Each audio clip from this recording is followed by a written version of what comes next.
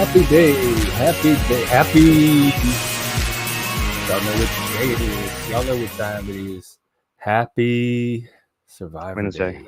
Survivor Wednesday. Tonight, 10 p.m. Central on the Discord. We'll be watching the new episode. And maybe stream afterwards. Who knows? Other than that, I haven't looked at the news, so I don't know what might be going on. Let's check on that. And anything you have that you want to talk about. Biden's signed a potential TikTok ban into law. Here's what happens next. Yeah, basically they have to either sell TikTok to an American company or they shut down by 2024. Okay, let's see.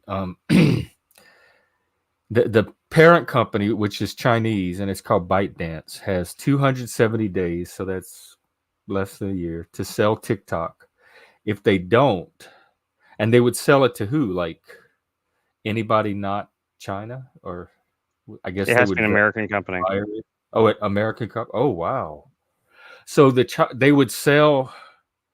Would they keep a Chinese version, or they would sell the whole thing to America? Because doesn't Chinese have its own TikTok that's different? Yeah, from and they have TikTok there too. It's called something a little bit different, and it's it's the same company, same basic program, but the algorithm is adjusted completely differently.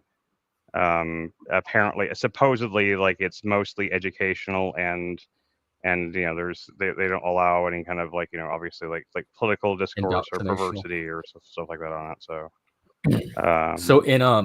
if they don't sell by that date, then it's going to be prohibited from the app stores and internet hosting services. That means that you won't be able to download the app anymore or interact with the content. And I guess that means blocking the website too. They don't really say, but does that include the website? They'd find a way to block. I mean, as far as I know, TikTok feel like the millennial and Z generation are going to find a way around this. That's what I'm saying. Like, as far as I know, that only applies to the U.S. and there is no, and TikTok exists in Britain, of course, and plenty of places in Europe. So, all that's going to happen is that people are going to use VPNs to download it and access it and do it in England or whatever. They'll just use proxies and VPNs to do it.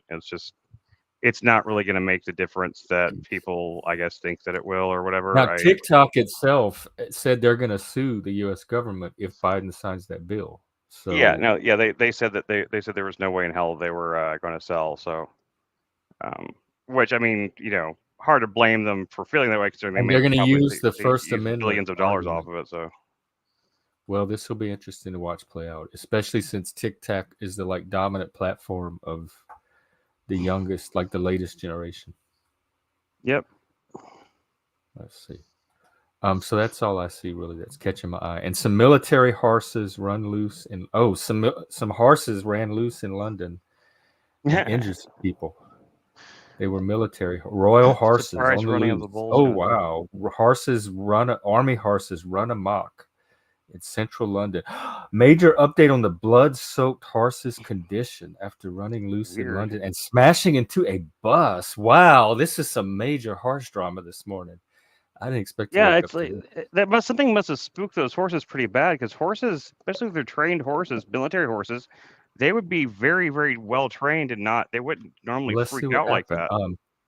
Something must have actually a small group. It's construction work on the side road, and the building materials were dropped from a height next to the horses, and the shock caused them to bolt and throw off their riders, and immediately the priority was the safety and well-being of the soldiers.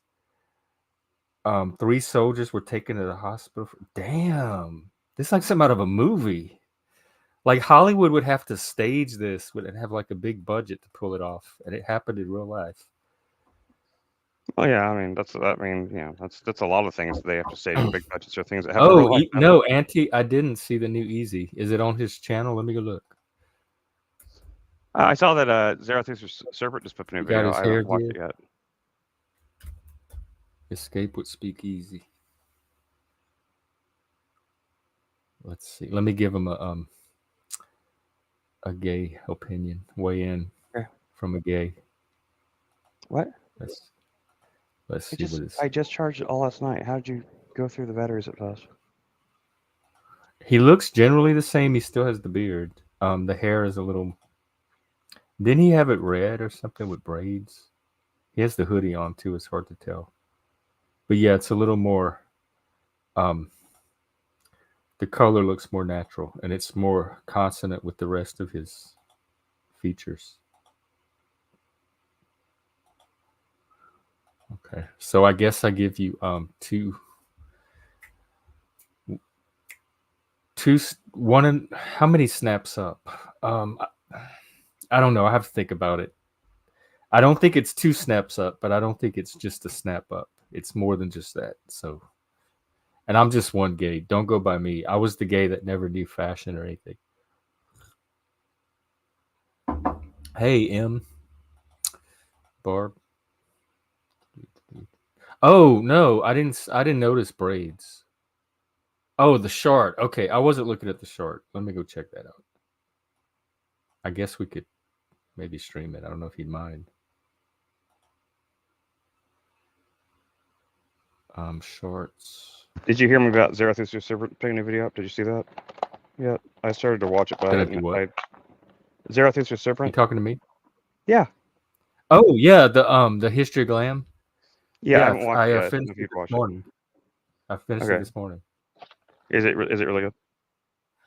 It is. I mean, it's basic stuff. It's not anything you're not going to know, but he analyzes it from the thing I like about him is he analyzes it from their philosophical kind of project. Like each band or artist had a different philosophical take on life and the solutions that music and rock and roll could offer to the problems of life. And so depending on which artist you kind of followed, and one thing that's striking to me is that 95 something percent of the conversations we have on here are straight out of progressive rock and classic rock and glam rock of the early 70s. It's the government is watching you and try to enslave you, and there's one party, and there's fake choices, and there's Pink Floyd did a lot of it, David Bowie did some of it, the paranoia, the conspiracies, all of that was right there in the music from the 70s. Just like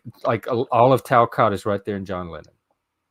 So there's nothing new on these streams that generations before this one haven't also sifted through themselves in their own mediums. Well, I did see it, Nancy. Jesus himself said it way back then. He said there's nothing new under the sun. So maybe that was David. I agree. Let's check out Easy's new look. I agree it is worth checking out. Hang on, let me reset it. How do I do this?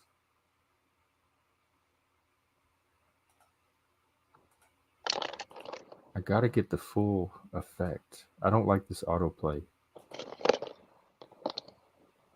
Hang on, let me get it queued up properly. Fuck, because you can't rewind on short. It doesn't have the little slider. Okay, I think I got it. This is Speakeasy's. He's the one that does verbal combat. This be his new look. Look at this. Okay, he looks like a total wigger now. I love the triangle on the neck. Look at that. Wow. Wow, that's an intricate work. You don't get major wigger. Look at you go. Go, Canuck. Do they drive on the wrong side of the road in Canada? Is that his driver's seat or is he a passenger? I'm pretty sure they drive on the left side, like in England? the same side we do over there, but maybe. Oh, because that once you cross the U.S. border, you'd have to switch. That would be hard logistically to navigate. To me, anyway, that's his new do.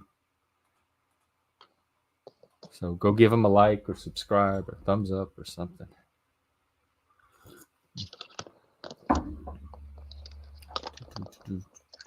What are you playing? You're really blurry today. Oh, I don't know why it's. Let me turn this thing. You can do a background if you want to. It's just it's not focused in the right spot. Oh. There we go. Now it's pointed down. And you're really far back. I think the further you get back, you start to fade into the blur. I'm sitting exactly where I was sitting last night, so I don't know. It's shouldn't be that much different, but I'll keep working on it if it keeps messing up. I was looking for a cable. That's all. I have computer cables for years and years and years going back, and I just It's pretty much. I've tried to organize them so many times into like into like neatly, organized like into like Ziplocs or something like that. And it never stays that way. Something always happens. The Ziplocs break. The cord. At I'm least they're. surprised you even bothered to try organizing it. That's kind of ambitious. I enjoy organizing. I'm just not good at keeping things organized. Yeah, I'm the same way. That's why I don't bother. That's part of the ADHD. I don't Yeah. I know what the default state it's gonna eventually settle into because of my brain. So Yeah. I don't bother trying to organize it beyond Well, that. I to a just let degree, it this is set it almost as default. it's a little bit like self care for me though, in that sense of like it's the same thing as fixing a Like the computer. act of organizing helps you, like calms Yeah. you and Yeah, yeah, well, the that's the act of reason. doing the organizing is very act or going through all these things and like and going through and properly and properly wrapping the cables and making sure they're all in neat order and everything. Like that's very soothing for me. Much more so than just like straight up cleaning. Like cleaning itself is for some reason is much more difficult to get behind. But it's like got a puzzle because there's like a puzzle solving element to it. You have to sort everything into its proper places and everything. But then I keep it like that? Hell no. Can you turn I don't know cleaning into why. a puzzle? Like sorting the dirt into its I've proper tried that. place? And actually, and like laundry works for me. I do laundry all the time, much easier than I do most things because Because you it can has the sit same kind of and thing. multitask and split your attention onto something interesting. What I hate doing with laundry is the folding and the folding and the what am I trying to say? And ironing things. Oh, I hate ironing. Ironing puts me in a bad mood. You But iron? yes, I iron things. So I'm surprised. You don't seem like the ironing type. Especially if I have to sell stuff, they don't take things that are wrinkled. Oh, right, because of your clothing thing. So I'm just Yeah. kind of used to it. I mean I even have T-shirt squares for folding. So I mean like everything all the folding and ironing and everything is like you get it you kind of iron it a little bit and you fold it up with the T-shirt square so it's in a perfect square and then you take the iron again No, and you're you run wait, back hang on, over it. slow down, slow down. You are talking way over my head. I have no idea what Oh, you're okay, talking sorry. Oh, my bad. My bad. about. I was just saying like you you'll what I'll do is I'll just like iron whatever piece of clothing is just a little bit, just like the basic kind of just get it basically the wrinkles out of it. Then I use the T-shirt square, and then you do the T-shirt square Why? folding Where thing. do you go that you need that level of ironness to clothing? Well, the T-shirt square thing is more organization for the house because like if you could because unless you hang all of your T-shirts up, which my closets I can't do. handle that. That's what I do. Yeah, all my if I have too many clothes, like if I hung them all up, it would and has collapsed the these structures in the closet before. I tend to fold everything into the squares so they're all uniform, and then you iron them down just a little bit so they're extra flat and you can fit a lot You more iron stuff. your wait, whoa, you're blowing my mind, dude. You iron your t-shirts? I don't often anymore, but I do when I'm going to go sell them because like they will. I Oh, have about a okay, I'm separating the selling. The selling stuff I get. I'm just but talking I your used to. personal laundry, your day-to-day, not the I specialized stuff used you to. have to I do. don't anymore, but I did used to. Okay. I used to actually iron all of my laundry. Yeah. So Did you iron your underwear? no, fuck that. That's Mhm. stupid. That's too far. Lindsay's mom. Remember whenever she was visiting, after we had Clover the first time when she came down to see the baby and stuff like that, and she was doing like laundry and stuff, and she would iron the underwear. She would iron all the boxers and all the briefs and whatever was the panties Iron and everything. boxers? Like what? Oh my! Yeah, Oh, I don't know yeah. what. I don't do I'm that. having Now such a reaction to that. I will loosely fold them and put them onto into a pile, I will but like I will not bother with crumple anything them else. and throw them in a jar, or maybe I might fold them in half and throw them in a jar. But usually they're small enough I could just like push them into a drawer. Poof, stored away. They're put away. They're folded. That's Or I'll probably close. bad. Ironing's probably bad for the climate. We should just wear wrinkled clothes, wrinkled hemp Why clothes, would and it be not bad for the climate? It's just steam. because it uses energy. Oh, right. Not a lot of energy, I don't think. But anyway, Well, but um, any bit of energy is a lot well, when you're in a it climate doesn't. crisis. Are all clothes shops ironed? No, but whenever you're trying to go to a resale shop to sell things to the resale shop, they are often, depending on who you get at that time, a lot of times they're going to be super picky and they will reject things based on the fact that it's Because like you're actually helping the environment by recycling the clothes in the first place. So I think you should have like a little ironing credit to allow you to do that. Yeah, I wish that was the case. Yeah, and the thing that sucks about it the most is that like I can go through and iron 100 pieces of clothing and get them all into like nice neatly into a tub and everything, and take that tub in, and more likely they're only going to take 19 to 20 items. So like then the rest of it, but they still take each piece out You and like can't just tell them like, I have all these clothes. If you show me the 19 or 20 items you want, I'll go back and iron them for you and bring them back, and that would save you from having to iron all the other ones. well, considering how the one good place I have to sell stuff is like an almost an hour drive because of traffic to get there. So yeah, it's not. It is Dallas, Auntie. Oh yeah, no. See, like the place I like to go is in a tiny a small suburb outside of Fort Worth called Burleson, and like everybody there is like they're all kind of like skater kids, and they're really nice, and like they actually really Well, why would they care about iron? Skater kids are not going to care their about manager their iron. manager Here, cares about it. kids, They take don't. these clothes. Their manager cares about it. I actually gave them When a are lot of you and stuff that Cynthia going thrifting on Thrift she Road? got me. I don't know. She hasn't contacted me. Oh. I haven't had any money though anyway. So Well, it's more to look like just to stream, have something to stream. yeah, it's not much fun though if you don't actually get like a haul. You don't actually find something. If you find something really cool, then you don't buy it. It seems kind of climactic, but I don't know. He's just like another dimension on the other side of the basement. I can only see him because I'm guessing the TV. He actually was in another dimension last night. Yeah. I tested out the Oculus's new Google Earth update, and you can like you can just like take it and spin the world wherever you want and make the sky whatever you want it to be, and then you can like zoom into whatever spot on Earth you want to, including the ocean, and then just It kind of was fly over it cool. like Superman. It's pretty cool actually. I have to say, like it actually impressed me more than any of those. And the app, it was always kind of cool, but it was kind of like just basic Google Maps. You couldn't zoom in that close unless you had a street view thing, and you could go and like look at the street view stuff. But the street view stuff is honestly much less impressive than just like the ability to kind of fly over the city and just kind of like move with your because you're just moving with your head. Like whenever you turn and stuff, it's Like just you Peter turning your Pan. head. So you just push the button forward, and then you just kind of move your head around where you want to go and look, and it'll He just kind of sure take you was. there. Are you buzzed now? Did you suck on that vape stick I this haven't, morning? no, Oh, okay. I haven't, I haven't consumed any alcohol or anything besides my regular medications today. Okay. I ate a little bit of rice earlier. That's about the only thing I've done besides that.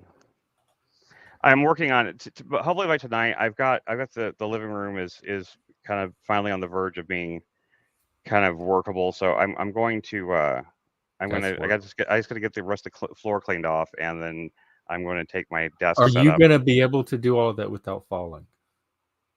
Yeah, well, I mean, Lindsay's going to help me with quite a bit of it. I think she said she can help because it's small stuff. It's not stuff that like she doesn't have to move anything heavy or anything like that. So she should, and Okay. it shouldn't take very long either. All I'm really going to be doing is just moving this setup down there, and I have a brand new green screen I bought right before everything went to hell, and I have a frame for it and everything in the storage unit. So Oh, I was wow. going. Cool. So I'm going to set up a behind the desk. I'm going to set up like a full fledged green screen, and then I thought like if we wanted to do that telethon type thing or something like that, Hmm. I can find footage or create like an AI like telethon background or something like that, and I can put that in there, and we could do like little like we could do like fun little things like that. I could even create like maybe like a fake video type thing where I could put an element in it that like we could do like the thing like let's see what the donations are at now kind of thing. I mean I'm not saying we have to do that. I just specifically I'm just thinking of ways to do things in a more like fun kind of like cartoonish way. I know some not cartoonish, but you know what I mean. Just like but just something that's a little more interesting. Maybe it'll raise the production value somewhat. Yeah. And if it works out, like I haven't looked in a while, but like I remember I bought that green screen with like was I one of the think last things just I having the screen behind you will raise the production value. Right. I was gonna say that, like, I'm pretty sure, like, they're still pretty cheap too. If you actually want to get one yourself, they're not expensive. I've been meaning. It's been on my list ever since COVID. I've been wanting a green screen. They Don't have these bother with kits those you can ones. buy online. They're really expensive ones are the ones that are like these things where you pull them down like an old school like shade or something like that, and like you pull down like this shade thing. They're usually too small, and they're usually they're usually not very well. Not well made. I had one that was the first time I got one. The first time I got one, but Could I I just get some green poster board and tape it to the wall? maybe, but I mean it's not gonna work But every that time I way. try to use background, because I would want it for backgrounds, but every time I try to do backgrounds, it my StreamYard starts to lag because of it uses up so much bandwidth for the background that it freezes Yeah, me I out. know, but the green screen should take most because it's using an AI algorithm to remove the Not in background. this day and age, Daniel Price. We have AI telethoniers, Yeah, and telethonians. it wasn't a serious telethon thing. I was just joking around about saying we were talking about doing We telethon got the a other day, telethon but going right now. You see that crawler at the bottom of the screen? yeah, There you go. That's our little talking about PBS doing one. lady. We're talking about doing like a big like There's 24-hour stream or Alice. something to try to raise the money and and so Call now, donate now, I was just type thinking now. about how to do it in a way that would be more entertaining than just us sitting here and being like, "Yep, here we are." I'm up for anything that makes us more entertaining than just sitting here. Like, Yeah. the sky's the limit. Well, that's a qualified anything, but more or less anything. Um, But anyway, like, okay, let's but see. I'm fairly certain. I'm fairly Allowed certain. Like, to, you can compliment anybody you want. Who's stopping you from complimenting people? Aren't their ex-boyfriend? oh, what? Like, who would that? It's even more weird to compliment your ex-boyfriend. Like, the only man you can compliment is your ex-boyfriend. That's even more weird. Yeah, who's telling you that? And was it something that we said? No, No, I don't. I was Well, just how'd wondering you like get where it that out came of it? I from. didn't get it. Something that we said. Did you? I just Did didn't you think? understand where it You came know? from. Did you think we said it? No, we didn't say anything like that. That's why I was confused. Oh, oh yeah, and y'all smashed the like button. Thank you, Barb. I keep meaning to put a remind. We want to start like putting a chat reminder every, I don't know, couple of hours. I always like the stream before I hit the StreamYard link, I've and started to do it. then I If I remember. then I mute the stream to give the show an extra viewer. So I don't know if it Oh, even counts. oh, that's nice. Yeah, it might. Yeah, that's what I'm wondering. Just hang some fabric or something. If you get a green sheet that's the right color, you have to find, but it really has to be for proper chroma key I work. You wonder really if the need the right thrift color. stores would have green screens. I've never seen a green screen at a thrift store, but I've seen green sheets before. So I mean, it's possible. You'd need to like be able to hang it from your ceiling or something like that. The thing about a green screen that's like important though is that you need it. It needs to be pulled taut. It needs to be as like flat as possible. It can't like Right. wrinkles or like anything like that in there. They'll screw up the chroma keying. So what you need like a really like hard. You need a frame of some sort so you can stretch it and make sure it's like taut on all sides. And you want at least like one kind of basic bitch like LED light or something that shines on it to kind of keep the with a diffuser that keep the lighting kind of even. You can do it from a below or above or whatever. But if you have those two elements to it, it's pretty easy. Like pretty much there's like a ton of programs that are on everything stuff that's on Steam or just stuff that's like, or even in like Streamlabs and StreamYard and stuff like that. They all have chroma keying options and stuff like that. And like that, where I think StreamYards is automatic, but it automatically knows how to it can very easily get rid of green as opposed to getting rid of all of the various stuff that isn't you, right? So like all it has to do is just like look for the green and get rid of it. And that's the reason why it won't take as much of your bandwidth up. Okay. I hope that was helpful to viewers. I tuned out for some of it. I don't know what a lot of it needs, but that's my I shortcut. I learned all this stuff. I didn't know a thing about green screening until I hey Wildheart. I didn't know anything about green screening Oh, until I well, started trying to learn how to stream VR. And like stream VR is kind of like green screening with extra steps onto it.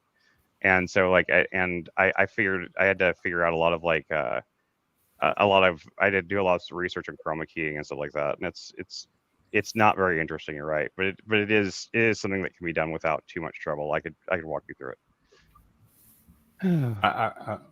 Okay, well, we could I'm sorry, I off was reading stream Anti that. Deer. I was sorry, I was looking at Anti Deer's comment. I'm sorry to hear that, Auntie. That's a very What's significant. up, Wildheart? What's up with me? I I uh, I had a liver scan yesterday. What happened? My liver's pretty much packing up. Oh no! Oh my God, no. Yeah, so they're gonna take me to detox and rehab. It's from alcohol. Yeah, yeah, Is that Oh today shit, they're man. taking you? yeah. Oh no, within the next week. Oh, okay. Within the next week Wow. or two. Well, how do you feel about like? Are you Oh yeah, no, it's gonna be good. okay? I had no idea that I knew that you were struggling with that, Wildheart. Like the times you've Yeah, been I on didn't here, know I never thought you were drunk before. So I didn't Yeah, realize. yeah, yeah, Well, that sounds like it could be good news. yeah, yeah. I think it is. They're gonna put me like in institution might be the wrong word, but like in a in a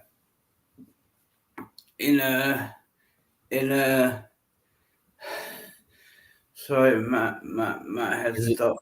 because y'all have a you're in Britain, right? You'll have a different system than we Yeah, do. yeah, yeah, Well, it's good that they have that. yeah. It is good. Yeah.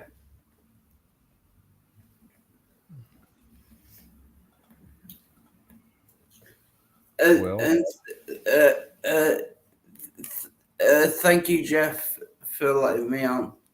Thank you. Absolutely, man. I mean, you're well. I yeah. mean, Thank I you hope for you'll come coming on. back whenever. I mean, Yeah, if they give you computer access in there, like feel free to come on, tell us what's going. yeah. Yeah, Definitely. yeah, yeah. They probably will have internet access. Yeah. Yeah, so just yeah, if even if they don't have video or something, as long as they have a microphone capability, you're welcome to jump on or with your phone or whatever anytime. Just like if you're feeling a little lonely or something like that, or like you don't know anybody in there, just pop in and like say hi, man. We'll be here. Mm-hmm. Oh, thank you. You have both brilliant people. Thank you. Yeah, You're this is welcome. this is a very important step. So Yeah, especially we if you're definitely having problems where support it's you. like if it's affecting your liver, that's it. You gotta get that done. That's you gotta get the alcohol out of your system. That's for sure. And it's a lot better to do it if you're at that stage. It's a lot better to do that to go through DTS or something like that in a hospital environment than it would be otherwise. At least in the from what I know of it, because I knew a couple of family members that were alcoholics that went through DTS, and it was very very bad for them. So anyway. Yeah, yeah. Sorry, my head stopped again. I need to phone my mum. Okay.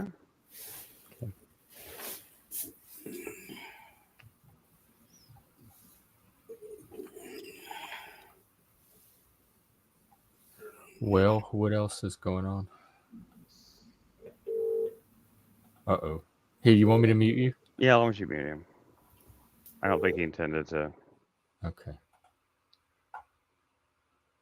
Oh, let's see. You sent a green screen. Okay, I'll take a look at it. Yeah, that's just a good deal in one. That should be the right size for your room. And it's got the frame included, so you're not just getting the screen, you're getting the whole frame and everything. Everything you need to set it up. And then I can and if I send you that VR set, I'll send you one of my flat my flat diffusion lights, and then we can both stream from, or we could both stream from virtual space. We could stream from what's the name of it? You can stream from within like the meta worlds thing, like the Meta Horizons, like where that Survivor thing is. You can do like little meetings in there or stuff like that. So we could do like a Wait, VR what's stream. the meta world? You know, like that Oh, you're Survivor talking game. about with a VR set? Yeah, And you see it that would show Survivor up on game the thing. screen? Yeah, you Like can last night? literally just pipe, as long as you can have a computer to connect to your And it wouldn't headset be to. copyright. Like people, because it's a video game, people Yeah, do that. They can show video it's your games. content. It's your content using their assets. It's not that nobody cares. People stream like that all the time. I mean, Okay. there's a lot of VR tubers that do use Maybe we that could use use it headsets. for panel survivors somehow, or then they might say we're.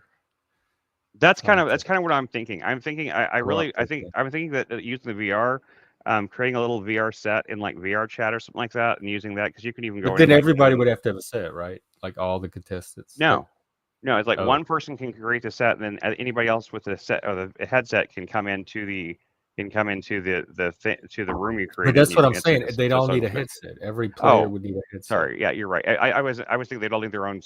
I don't know. I heard the wrong word, but yeah, they'd all need their own headset. But I mean, the Oculus One headsets are cheap now. Like they're really cheap, and you don't have to get it. We can't even get people to do a stream version, just a YouTube version. So like complicating it with addition. I do like the idea. I think it's once we have the ability to find people with headsets and or procure headsets for people. That's true. Anyway, but like I was thinking, like I could even doing like the Fedcast thing would be kind of almost funnier if it was in a VR thing with almost like and doing like a voice changer, like computerized voice type thing where everybody is talking like, where it sounds like one of those like those weird like Taiwanese videos they used to do that was a meme for a while, like the where it talks like a stilted voice type thing. It might be funnier like that. I don't know. I was thinking of ideas. That's all. Hey Bex. Let's see here. Well, we might have kind of a slow show today. Remember, we were like keeping an eye on if more people show up an hour later. It's only been 30 minutes though, so. Well, let's let it go till an hour. We'll see what happens at the top of the hour, and if another wave comes in, because I like that finding 24-hour stream, like whatever time we end this, just finding another stream for some like to take over. Which will be Talcott unless something else streams before that. I need to look and see if I can, if there's I know that there used to be a way. There's got to be a way to turn on like the audio and Flow is streaming. Why does Flow stream during the day? That's where all the people are. He's hustling on my territory. We can bring in his stream on our stream and then click into his. I'm not going to the panel. Let's see. Okay, it's a button. Flow is good at yes, Brandon Looney Tunes. Flow is good at. Oh, he said it's a restream. All right, that makes sense. So he's restreaming in my time slot. All right. Flow's good at like siphoning off or decoying the people that like that kind of content and freeing us up to do something a little. It definitely keeps the it's kind of like having a donkey outside your house. I learned this in my parents' thing. Donkeys are very annoying and they make like a lot of like baying, like you're like sounds, but they do keep all the snakes away. When you have a donkey in your backyard, you'll never see a snake anywhere like within a 150-foot radius of your area that the donkey is in, because snakes are terrified of donkeys, and there's no wonder why, because they're annoying as hell. But you'll never see them. So that's kind of how I'd see it right now. Well, good. Yeah, we could use a good donkey around here. He's an ass for good. Yeah, we need a good ass. I do my part. I do try, but I'm trying to get better at it. Like, which is weird because my whole life I've been the asshole everywhere I've gone. But each time I growing up, how much of an asshole I was. And here, there's not even any competition. Like, I feel like the Boy Scout. Nature's lawnmowers. I love goats. They're so cute. My dad had goats for a while, and they were so cute. They have that same thing like cats have that just makes you love them or feel affection or draw that cuteness that just draws you in and attaches you to them. Right. Yeah.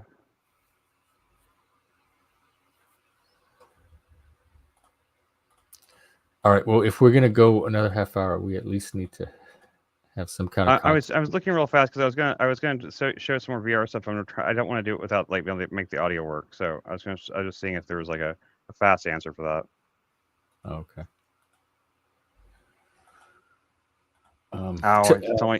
It's only available for it's something you can only do with OBS. Never mind. So I mentioned Tinnitus Survivor, so there's that.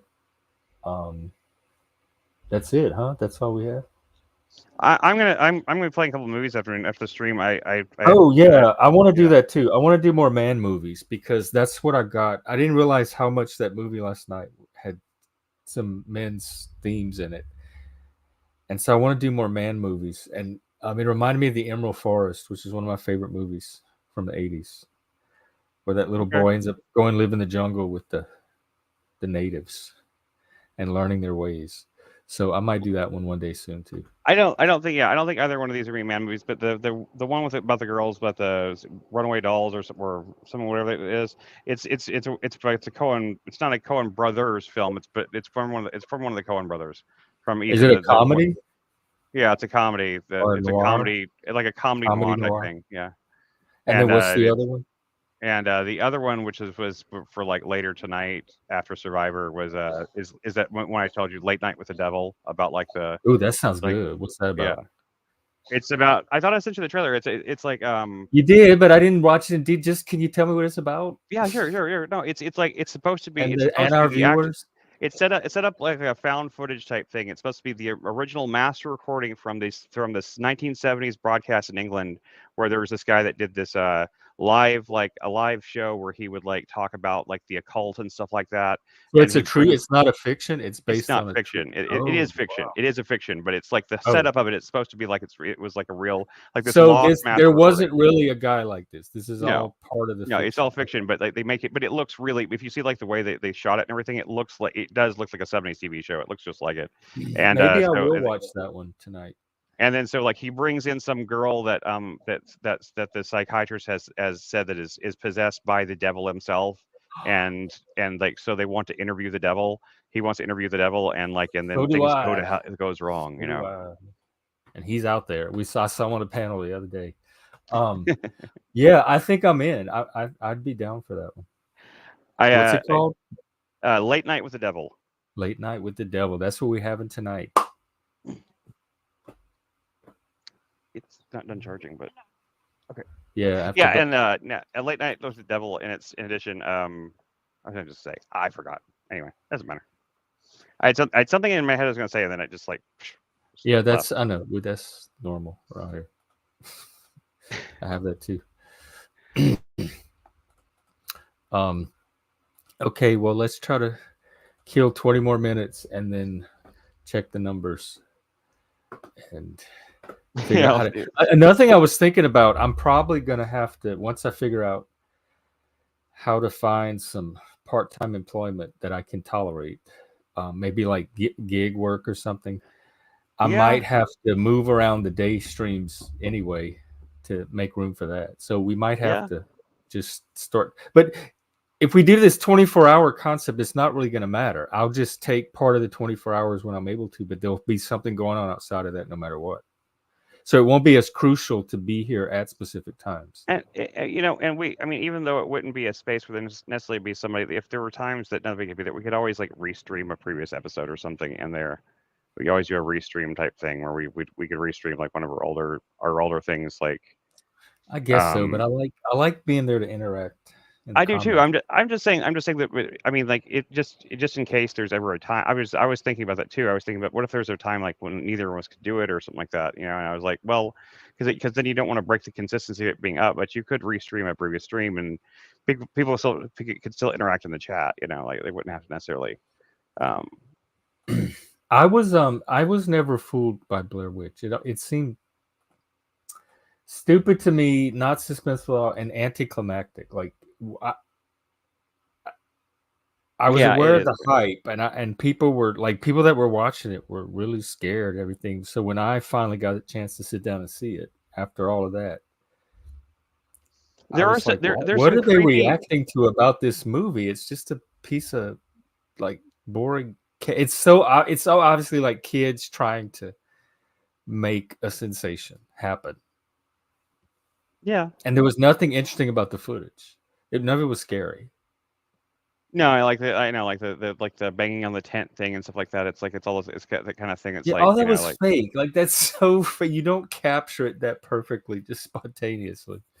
well, I mean, even if you did, like, that's the big evil presence. The big evil presence that's after you can't even get into your tent. It can't get past nylon. I mean, come on, that doesn't really like, it doesn't really track. But like the one I will say, like when they actually get to the house, the one final shot they have of just like the guy standing in the corner thing as the camera falls, that shot is actually, I think, is a masterfully creepy horror shot, but it doesn't. The rest of the movie does not live up to that at all. It has So I some don't really even interesting. remember that shot. That's how little of an impact it That's made. the only thing I really remember from the movie. Like that clearly, besides like the whole confession scene that everybody's made fun of. Like the "I'm so sorry" thing when her snot and she's got snot dripping from her nose stuff.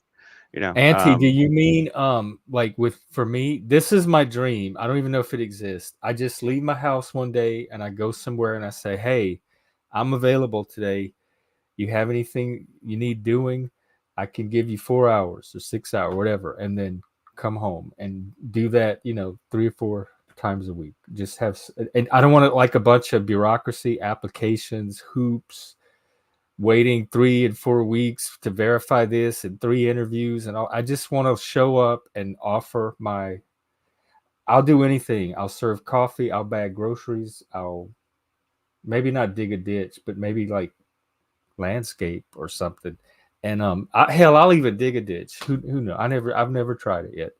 And so just something like that just streamlines my ability to offer my basic skills, labor skills, intellectual skills if they need them to the market in a very streamlined manner. there is an app for that kind of gig work actually that Oh, I saw an ad for it on a billboard in Dallas actually. I can try to remember what it's called now. It has a really unless somebody clever. wants to hire me for remote contract work or send me some clients. Yeah, That's it's a really clever name, and it's like yeah, that's what I was thinking. Like those smaller places, just yeah, that it might would work be too. But great like if they were all in one place and I could network. this was basically just That's what I'm. this was like That's an what I'm not gonna app-based do. temp agency it Or was like for this, all Sean, kinds I of. would take this option too if you could make that happen in the next Yeah, if you can few make that weeks. happen, Sean, we're all for it. Hey, and Maybe not the AI run government, but the UBI. I would. Sean, Bex, Daniel, come up on the panel, guys. Like, come on, like let's get some personalities on here. Let's have some fun. We're gonna be here for at What least do another you? 30 minutes. I guess. Let me see. What was I just saying? Is How it do I actually name that app? gigworkers.com? Yeah. No. It's an app that it just came out, and it's got a really clever name, like for like in terms of like it has some. It's like it uses like it's like a double entendre for like labor or like ability or I'm not something like gonna know that. it. I can't remember what it's called. Is it TaskRabbit? No, it's not TaskRabbit. Because I tried to sign up with them and they never got back with me. Like, TaskRabbit, wow, yeah, I got TaskRabbit. rejected It by wasn't. Was it? TaskRabbit. What? I can't even get the TaskRabbit gig. There's one I have on my phone too that did have some interesting gigs, but but for Dallas, considering how few it had, I wouldn't imagine it would be a whole lot better there. But if I can find it, I deleted it. I could have deleted it because it wasn't really showing me anything I could. Or if anybody knows anybody in this part of the country that needs a good employee, I'm a very good employee. I'm reliable. I'm dependable. I'm punctual. You can see on the stream. I show up every day at the same time. That's one of my superpowers. I'm very good at that. 5 minutes early is late to me. I'm usually one of the first ones there, ready to go, ready to work. I will chip in and do anything that needs doing. Um, the things that usually trip me up, and they're almost always in female dominated workplaces, is the social stuff, the like kind of stuff you see on street. You made me feel a certain type of way. That thing you said, I associated with this, and it could be taken this way, and people could feel this way. That kind of stuff. Are you creeping us out? Are you intense or stuff like that? But the actual work, I learned very quickly. You can teach me how to do the job. I'll pick it up fast, and I can execute it accurately and reliably. I'm a dream employee. If I was like running a basic business, I would just clone a bunch of me and stick them in there, and that thing would run like clockwork, efficiency. In fact, the job I had in New Orleans before I came up here, that's what I was doing in the psych ward. I was like the central hub in the center, coordinating everything else, and they all relied on me to keep that unit running. The doctors, the nurses, the staff, the patients, the people from the main hospital that would have to call in stuff. I was really good at that. I know I seem chaotic on stream, but I have a very organized brain. Like I think in an organized way. So I'm good at organizing comes naturally to me. That's why that's probably why it don't seem organized, because I don't have to have it on 24 hours a day. When I need it, it's there like that. So anyway, that's my pitch. Yeah, I wish I had an organized brain. I can't say that I really do, but yeah. Okay. I'm just saying, Well, that's one of my issues. I don't have an organized brain. I don't have the. Oh, there is Indeed Flex. That's actually a good one to check out, because it's the site Indeed, but like, so they have all the. Oh yeah, that's where every job time you're sites. looking for a job online, it takes you to Indeed almost all the time. You end Right. up there. And so they have like a flex. They have a flex, like a gig type version of their website that's on an app called Indeed Flex. I don't know if it's available in your area though. It looks like it's only available in like some weird places. Where is I cannot believe I cannot find the name of that. Very weird place. That's part of the problem. There's also one called InstaWork. I think that was legitimate. Ooh, that's just the name alone sounds good. InstaWork. Yeah, which and means it's probably going to work nothing like it's trying to get you to. Yeah, InstaWork matches and Jobber. Businesses with 5 million vetted workers, short time, seasonal, and temporary. Yes, that's perfect. I won't low invest because this is temporary until other things take off. Yeah. Target, Google, Embassy Suites. They used to, what I used to do, and it worked reliably, was Kelly Services. Anytime I was in a new location, I could just go sign up with Kelly Services. In fact, in was it Vegas? No, not Vegas. Louisiana, maybe. They did their substitute teachers through Kelly Services. So if you wanted to be a sub, the schools would just contact Kelly Services and recruit their subs through them. That's pretty cool. Kelly has always been reliable about, I can just show up. They plug into their system, and they can have me work in some entry level or part-time job pretty quickly. But here, the Kelly Services are just. Yeah, temp agencies here are all super shady. Here in Dallas, I've gone to a few of them, back before the Vertigo stuff. But I went to a few of them back then because when I was trying to find a job in between. I don't remember what job I was in between at the time, but I was in between, I think, the theater and Amazon somewhere. And I went to several temp agencies, and they were all really like shady, and like pretty much the only thing they were offering was construction work, which I wasn't really capable of doing. So it didn't really. And they all this InstaWork site sounds, it's very enticing. Like it looks almost too good to be true. It has all the features I'm asking for. But yeah, I might check it out. It's one that you have to pay. Is there a fee to use it? Not that I'm aware of, but I haven't used it that much. I found it like a couple weeks back, and when my first like kind of browsing through it, I didn't see a lot of things that I could do. So I thought I'd check back, and then I kind of forgot about it. But and there's also one called there's JobStack. I think it's for temp work. That one might just be a job site though. Well, you know what? I can just Google. I can find them. Well, I just had a bunch of these like they were like I kind of starred them, but I didn't like instantly download them all because I didn't want to like. Oh Lord! To what do we owe the honor? Welcome, sir. Oh, Mr. Young. Hello, gentlemen. Hello, sir. What's up? Not much. I saw the stream was on, and I figured, hey, I haven't Stop by in a while. Oh yeah, it's good to see you. Yeah, it's good to You see you. are like a full-time YouTuber now, right? I make as much money as a unsuccessful full-time YouTuber, so one might say that. I I have watched no your, possibility of paying any of my bills. So, yeah, but I'm that's attempting. we're in that same situation. That's fair. But I'm determined to find a way. I watched your BB video today. You did? Okay, I was wondering if you guys had any opinions. I don't know about as much as I don't know as much about BB as you do because you've followed him more closely lately and scrutinized him more than I have. I kind of trust your intuition or your charisma around it. So I'm not necessarily disagreeing or I don't feel like I'm in a position to question anything you said factually about BB. You seem really scared and worried about him for some reason that I'm not, and it might be for reasons that I'm missing that you're tuned into. But he does it. He's not the what is it, the Lord of Darkness, Overlord person that he seems to be to you. Although I think he is something to keep an eye on and take seriously. That's fair. Do you think that I did a sufficient job distinguishing between the bad people in the Netanyahu's government versus the entire Gavori, who are they? Gavorian Ben and that other Gvir, guy. Ben Gvir and Bezalel Smotrich.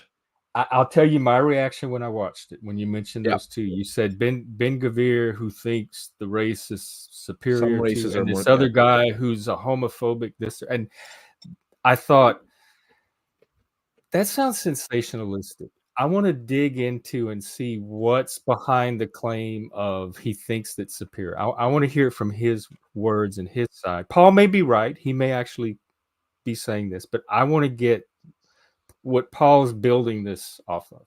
And same with the gay guy, anti-gay guy, because I haven't even heard of him until then. So Yeah, I'm not that's wrong, that's but fair. there was kind of that's like fair. this little feel of spin or propaganda to pull me in a certain direction. Yeah, well, it's definitely not helpful that like MSNBC labels every Trump supporter a far right fascist.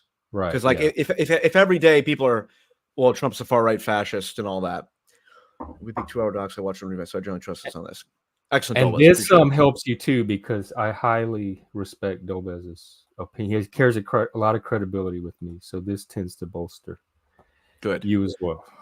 But my one of the things, and JJ McCullough was telling me to make sure to do this, is draw a clear distinction between the Israeli government and those Israelis who are pushing things too far and who have an ethno-supremacist agenda, and the many, many Israelis who are against them. And that's what I tried to highlight that in the video. Is that the reign of Likud? Is credibility. it all of Likud or just a subset? I mean, Netanyahu is the head of the Likud party, and then he's in coalition with the Jewish Power Party, which Ben Gvir is a part of. Ben Gvir is the one who had a picture of Baruch Goldstein in his living room. So part of the trouble I had with that video, the Champion Spotlight one, is it's interesting. You said what I put in. It could be too sensational, which is fair. And given, like I said, how MSNBC treats Donald Trump, I would not blame anyone for thinking, yeah, it's probably an exaggeration to call Ben Gvir a fascist or whatever. But I had the opposite problem where it's like I'm putting just that clip of him saying some races are, my rights as a Jew matter more than your rights as an Arab. I specifically didn't put in the part about him having a picture of Baruch Goldstein, the mass shooter, because I thought that was like that's just too much for a comedy video, and I have to. You went easy on it. Like there was more. Yeah, I'd say so. Yeah, 100%. And the Bezalel Smotrich, like fascist homophobe. That's not even. He talked about like he doesn't like he was looking for a law that separated Arab and Jewish women in maternity wards because I'm skeptical how many people would take these people. I put them in like the Nick Fuentes category. Like there's surely not enough Israeli people that are going to actually take these fringe lunatics seriously. And would you say the same thing about an American that told an immigrant my right? Sure. undocumented immigrant, that my rights as an American matter more than your Well, rights as an immigrant. that would be true because undocumented immigrants aren't citizens; they don't have rights. So that's why I was just curious the context he said. It made me curious to know more because the way it was presented, I'm like, I don't know if this is the whole story or there's something about this that sounds like it may not. If I looked into it more, I may get a slightly different picture. Sure. Well, I would look. I mean, I would. I'm still not saying he's a good guy. Like, I'm still. No, You guys and are I being would so believe mean he's to little trouble. BB though. little BB, little BB. Yeah, little BB. even when Trump was president, BB would make its way into some of my feed and stories, and he didn't seem like a good person or somebody I would trust. You know what you need to do, Paul. Now that you've like kind of created like, I mean, you've been doing these like these hero kind of like card like list like things. We could take like your kind of like stats you've created for each other and turn it to like a card game. A political card game where you could play like almost like Pokemon or something against like each plus, other. Is there a way to 50 mod? cringe or something like that, or plus 50 or See, it's interesting because I've thought about that, Chris, of like for some of the videos, it's like how much structure can I put to this? Because it's like if I'm doing like stats, like do I have like plus 50 whatever cringe or I don't know what plus 50 charisma or whatever. It's like I'd have to like sit out and build the structure and then fit everything to it. And I thought about that, but then we're just trying for the purposes of the comedy videos and stuff. It's easier to just be loose with it and not have to be so internally consistent and just make the point as that's true. I just thought it'd be but fun. no, that would be the League of maybe Politics. as they accumulate. Well, last night we were joking around. Like we were doing a discussion about if every state in the United States was basically a contestant on like on Survivor, basically.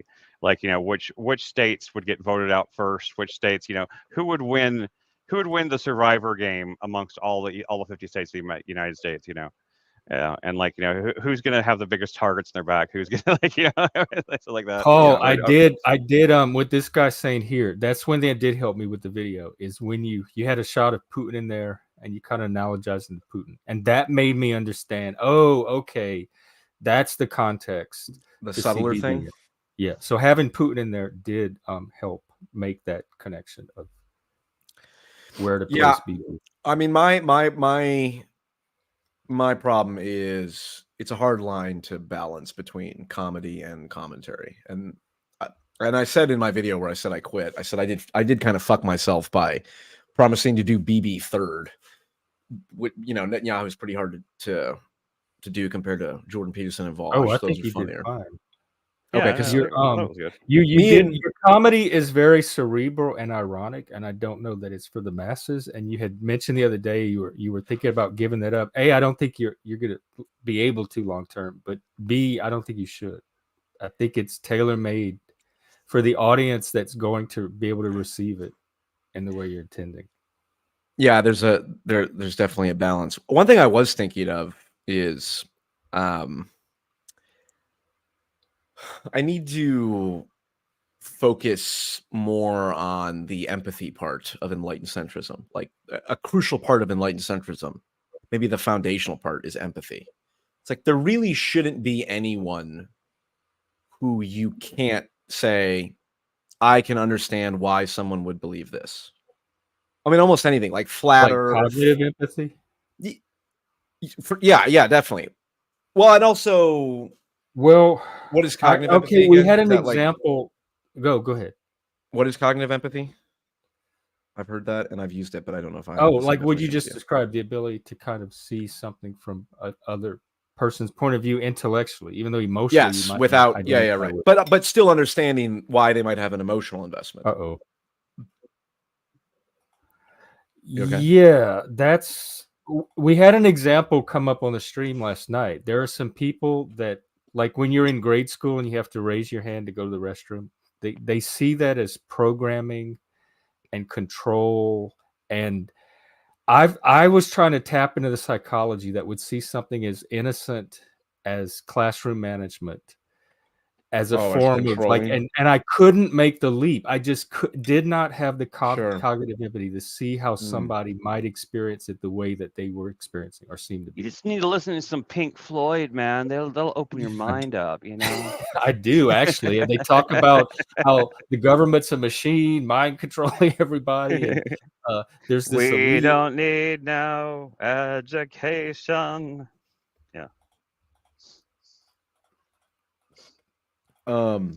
So yes, I agree, but at the same time, it's hard. So if you have tips and practices that can help with that, Well, well, my number one advice to anyone at any given time that applies in all circumstances is one should watch. Thank you, Mr. No Bad Days.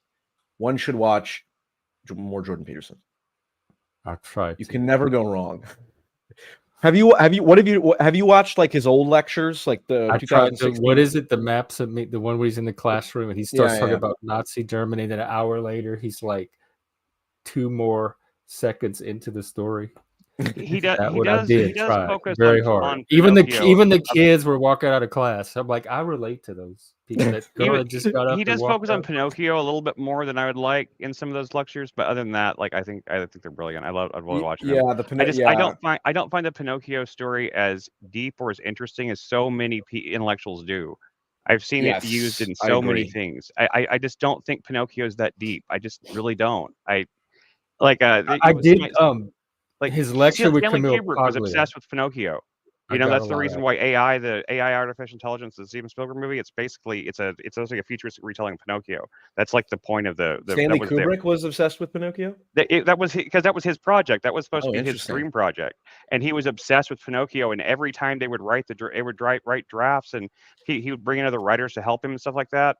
And they would get frustrated because no matter what, Kubrick would go back and then change things in their draft back to where it went back to the fucking Blue Fairy again. And he just and people got frustrated and they never could get it off the ground. And even my favorite band's Cursive, like they focus a large portion of one of their best albums is like it's got 3 or 4 songs that are like about Pinocchio and stuff. And I'm just not. I've never seen like the depth of Pinocchio. Maybe I'm missing something, but I just don't. Even whenever Peterson talks about it, I'm like, yeah, it's all Well, pretty maybe it's obvious, just you not know? your story. It does. I the Lost by part definitely resonates with me, like as an archetype. But that was Yeah, a and minor part of the story. I think I agree, Chris. Sometimes he'll be saying something like, "Well, and you know, this is the fox that's taking Pinocchio, and this represents this." And it's like, this doesn't. I mean, that just sounds like your interpretation, and you could just as much say anything else really about it. Yeah. But But beyond that, like I've honestly, I mean, I've never, I thought every single one of his Maps of Meaning lectures were valuable. So the whole purpose of Maps of Meaning was you were saying that was one of the ways to improve cognitive empathy is through Jordan. Well, Peterson. yeah, because there's certain fundamental things later, Dolbuzz. There's certain fundamental things that are built into my worldview now that come directly from just mainlining Jordan Peterson lectures for probably 1,000 hours or more at this point in my life. Personal responsibility.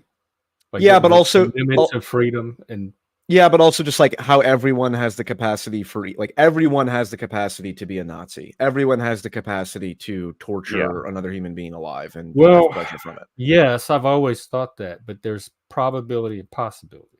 And I don't think everyone has the probability to do all of that. Well, sure. Yeah. Well, I agree because there are no Nazis right now. But certainly if circumstances were as bad as they were in Nazi Germany with hyperinflation and, Hitler stirring things up, then overwhelmingly likely everyone I'm would sure have there's been been plenty of people in the American intelligence agency that tortured some folks as that Obama said that never intended or thought that torturing people was ever going to be part of something they would do.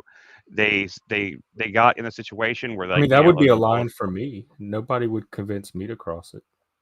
But okay, but if you've got this constant pressure of like you're trying to save millions of lives, you're trying to stop terrorism from killing all these people and stuff like that, and like you've got people above you going like, well, you got to get it done one way or another. Like we have to save these people, we have to stop this terrorist attack, and it leads you in a place where I can see. I mean, it would be very difficult for me to hurt another person, like really would, but I think at the same time, I also look at like people like I feel like people like to take things like waterboarding is way more like torturous than I don't know. I've had water poured on my face and stuff like that. Like and like when because my I roommates and waterboarded stuff myself when I flipped the canoe. and I didn't. It didn't make me want to like confess to murders or anything like that. So No, it made me feel like I was Yeah, drowning. I I don't- thought I was. My friends had to rescue me. oh, Yeah, I really? don't It know. did not bother me at all because I knew it was happening. It set off like that death response where I thought, oh, Now, on this the other is hand, it. just This is the having big one. someone like hold you down or something against your will, that'll kind of freak me out. I don't like that feeling. But But like, anyway, water, what like the larger point? What was this? Where was this? Well, just Yeah. like, well, and just on this point, it's like, well, just imagine someone, like, imagine a criminal or a murderer, like, broke into your mother's house or your family or someone you love's house and raped them and murdered them.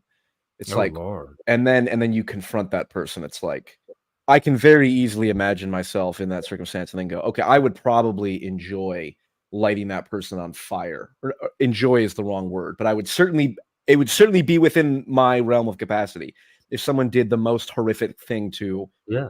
someone I love to then exact revenge. Now I would probably be worse off for it in the long run, but it's certainly within my But the capacity. emotion makes sense. It like is a perfectly Yeah. normally So the point about radical empathy is like whatever position someone has arrived to, there's always a valid quote unquote reason they arose at it, or at least and valid might not be the right word, but there's always a logical explanation for why. Like if someone believes in flat Earth, it's like, well, like this I'm one getting woman. caught up on the word logic. Like there's Yeah, an okay, maybe not emotional logical. reason and a psychological. Well, I reason. guess is it like is if someone has a strong like if someone's child just got killed by. You ever seen that video of the guy in the airport where it was a father whose son was molested, and then the person who did the molesting was walking through an airport, and the father was waiting at the telephone booth, and turns out and shoots him in the head. It's Oh, pretty. no. It's pretty. I've seen the video come up a bunch on Twitter. I don't know how. What I don't know if it airport comes was through. I don't know. This is like in the 70s or 80s, I think. But anyway, that Oh. video goes around that often, and people are like, "This guy's a hero," and it's like overwhelmingly liked. And that's the point. I don't think vigilante justice is hero. Yeah, but it's logical. Would you agree it's To think- logical for that dad to have done? Well, no, I guess it wouldn't be illogical, but certainly understanding what he did. Yes, we can do from a It's logical understand. framework. It may not be logical. Well, You can it- take it into has a account logic to it. emotions in logical analysis. like, Yeah, have you it seen does the have a movie logic Prisoners? to it. Have you seen the movie Prisoners? I don't think so. Uh-uh. Prisoners. It's the guy that made the Dune and Blade Runner, new Blade Runner movie and Arrival. Oh, Dennis Villeneuve. Yeah, Villeneuve. It's about these two families, and both of their daughters are kidnapped off the street, and there's one particular person that everyone is convinced did it, but they don't have enough evidence to hold him, so he goes out, and so the fathers like they kidnap him and like put him in like this old like abandoned house, and are basically trying to torture him until he'll tell them where their girls are.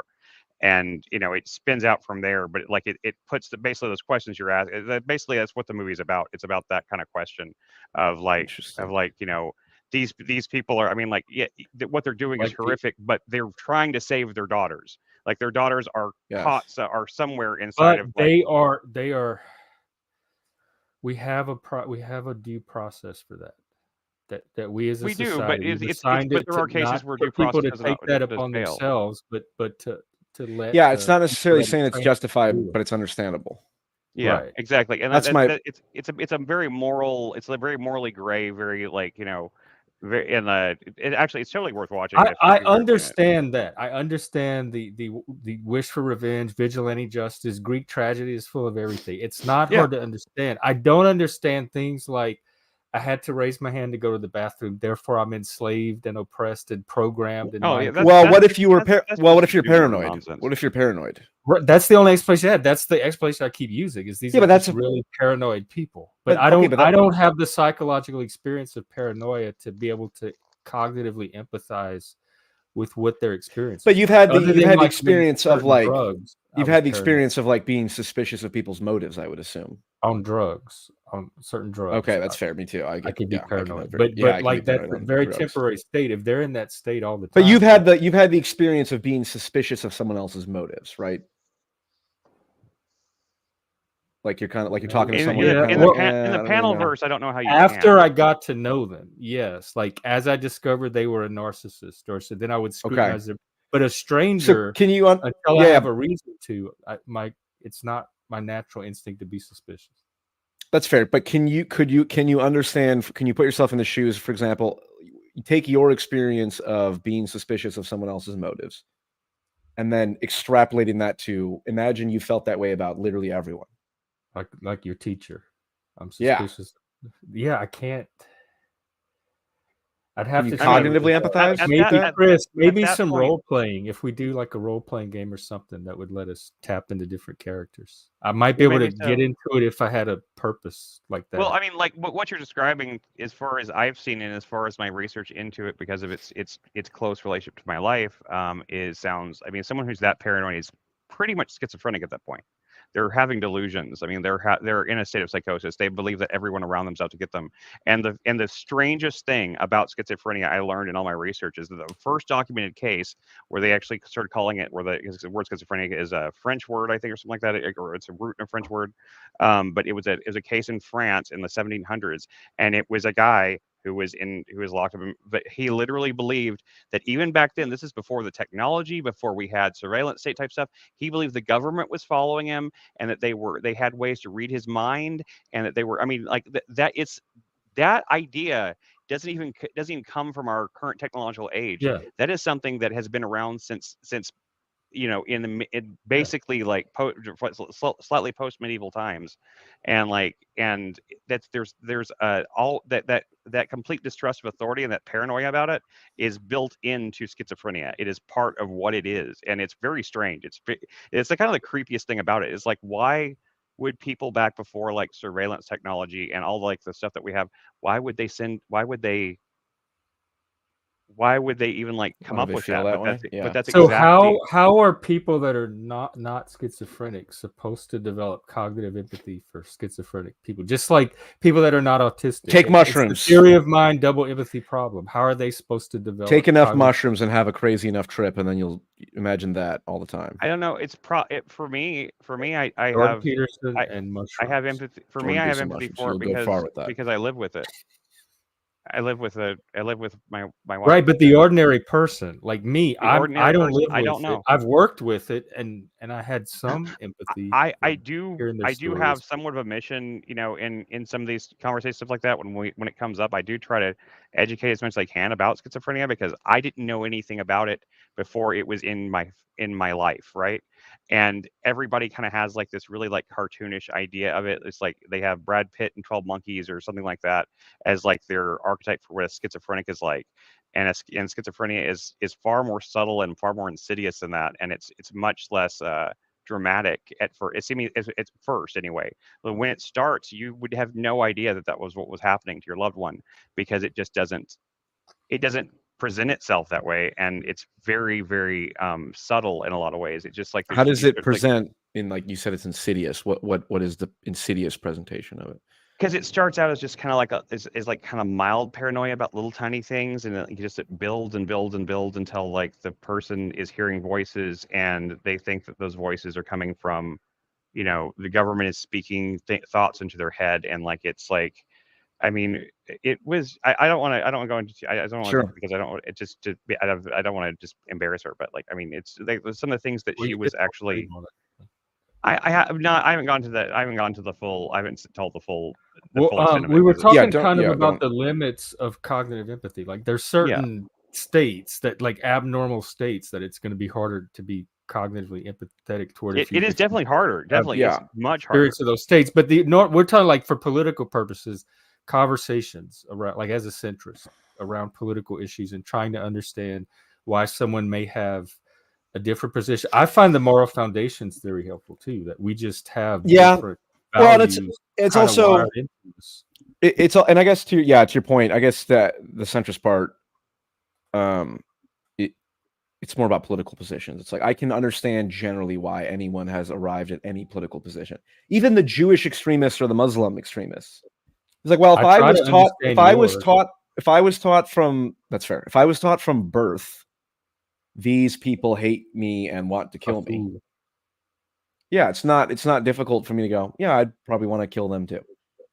Or if I was taught from birth that I was the chosen people and that God said that the West Bank is literally mine and we are the chosen people, I'd go, yeah, I'd probably believe in the settling of stuff too. That's called primary integration, like the initial, like our initial socialization. And then some people break out of that as they develop, but most people, the majority, escaping a cult, just default to whatever their initial integration is. Primary integration is interesting.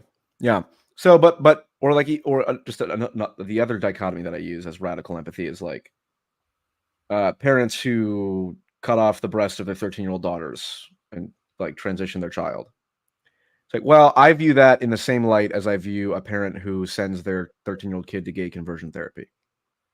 And like, if I was a parent and I believed genuinely that being gay would make my child burn in hell forever, of course, the loving thing to do would to do everything you possibly could.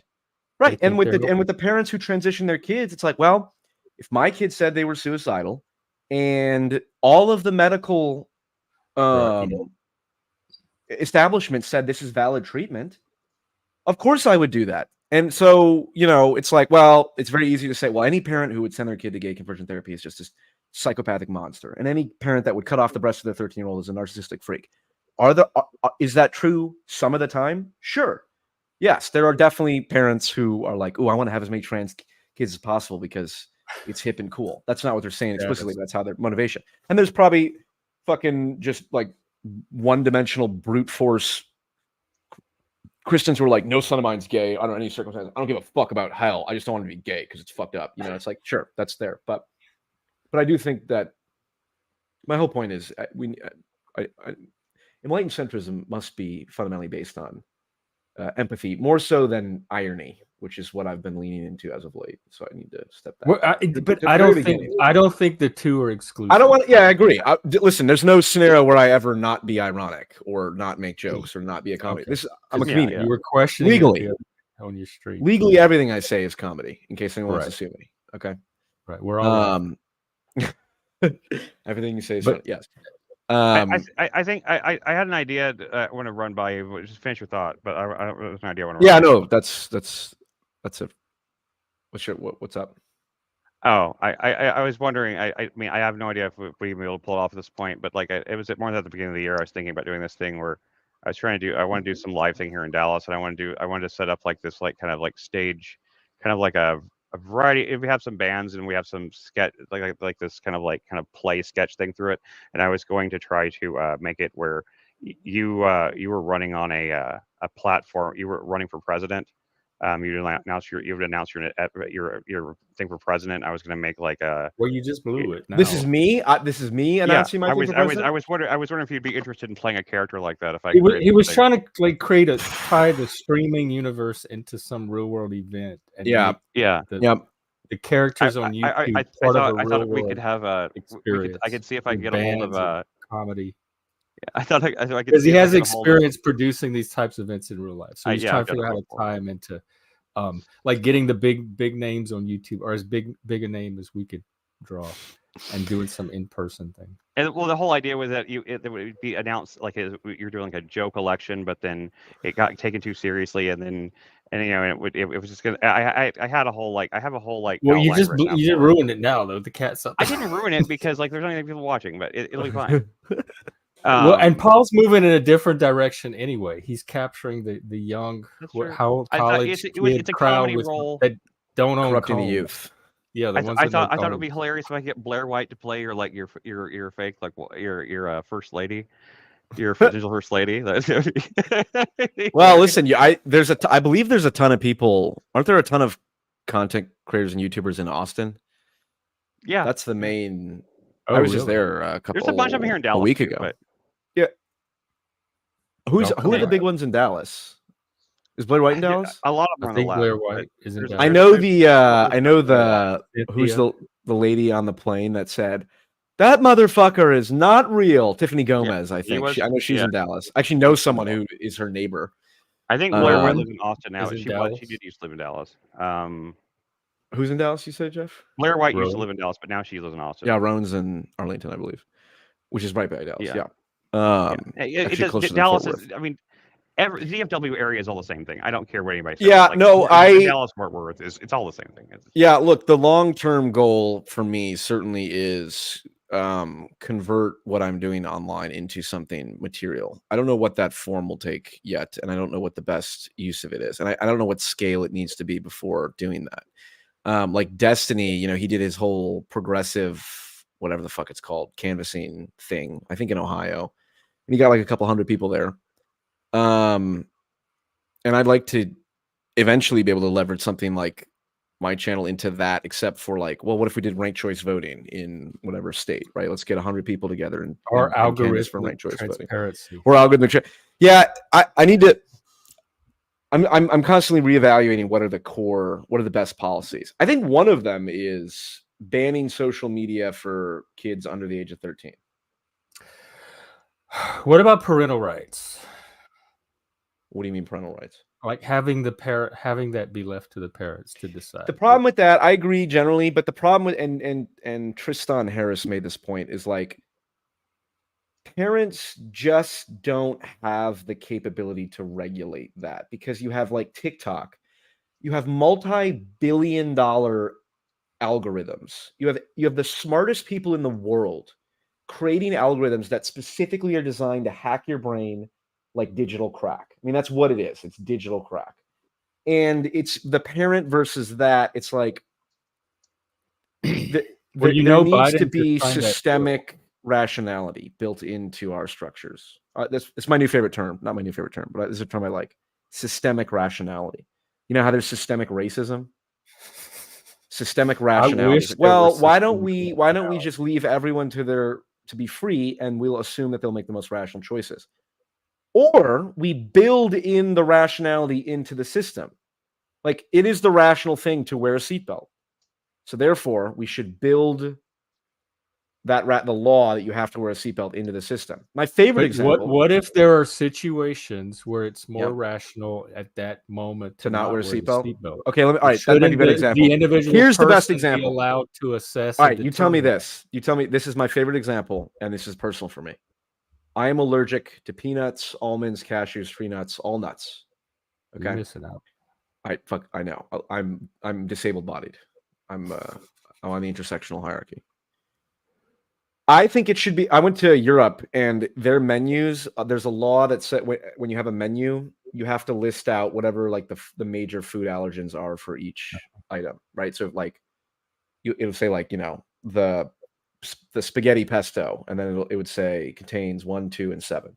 And you go to the little chart at the bottom, and 1 is nuts, 2 is and so all the major allergens, right? Nuts, shellfish, etc. I think it should be a law that if you want to operate a restaurant, you need to list out any major food allergens that are in your foods. Most restaurants I know do. That seems to be the truth. Because that's the rational thing to do. Mandatory. Right, yeah. But here's the question: why not mandate it? Because you could say because I don't know you'd have to say, well, there's a circumstance where it would be more advantageous for the restaurant owner to not include the allergy information. And I would say there isn't any circumstance because you could sue that person. I don't right? see any. Yeah, I see no advantage. In that situation, so that's an example where that should be a law that if you are operating a restaurant, you have to have somewhere a clear list of what allergens. Instead of just letting the market decide. Yeah, because it's like, well, all the restaurant owners would do it naturally if it was truly rational. It's like, or they just forget because no one is truly rational. That's the problem with that model. But at the same time, people do have the ability to ask. They can usually ask if there's any this or that in the food, Yeah, and like make sure that personal there's put in there. responsibility.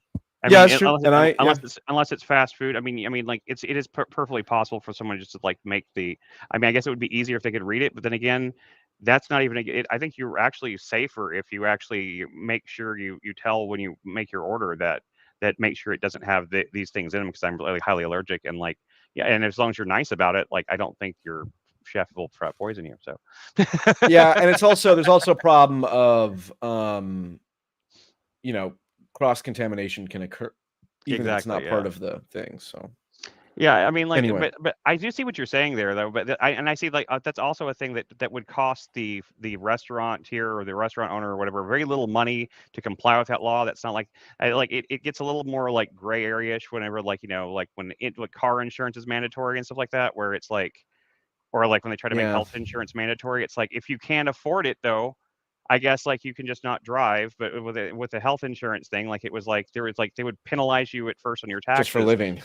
Yeah, just for not being able to have health I don't know. insurance. I'm kind of in favor of Obamacare and the Heritage Foundation model because I just think we are a social species and individual freedom is not the most important consideration. It's one of the most important considerations. But I'm saying if you It, can't afford it, it though, if you can't, Oh, of if you course. have, Yeah. Well, but yeah, the point in theory would be people who can't afford it.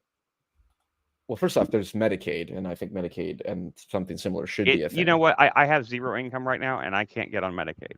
no, I'm all from it. Washington State was Yeah, one of the first yeah, states that expanded Medicaid for all or and whatever. I Like have been I'd be fine nothing with but that. impressed with it. Like it's just amazing. I wish more states could Really? do it. What Yeah. what do they call it? Is it state or Apple Health. Well, or Medicaid's something? always state based. It's funded partially Yeah. by the federal government, but it's The all federal So government what- gives them like every a Medicaid is fund, but the state. each state implements their own Yeah, Medicaid. they have So their what? Medicaid. Oh, interesting. So what? You said you have zero income and you can't get Medicaid. So what are what did they say? What the preconditions of Medicaid are? Yeah, I have no idea. I've just gotten rejected several times. They don't really give you reasons. They Interesting. just give you a letter that says that like you weren't you're Well, not eligible. yeah. you should be able to find the eligibility requirements for Texas Medicaid.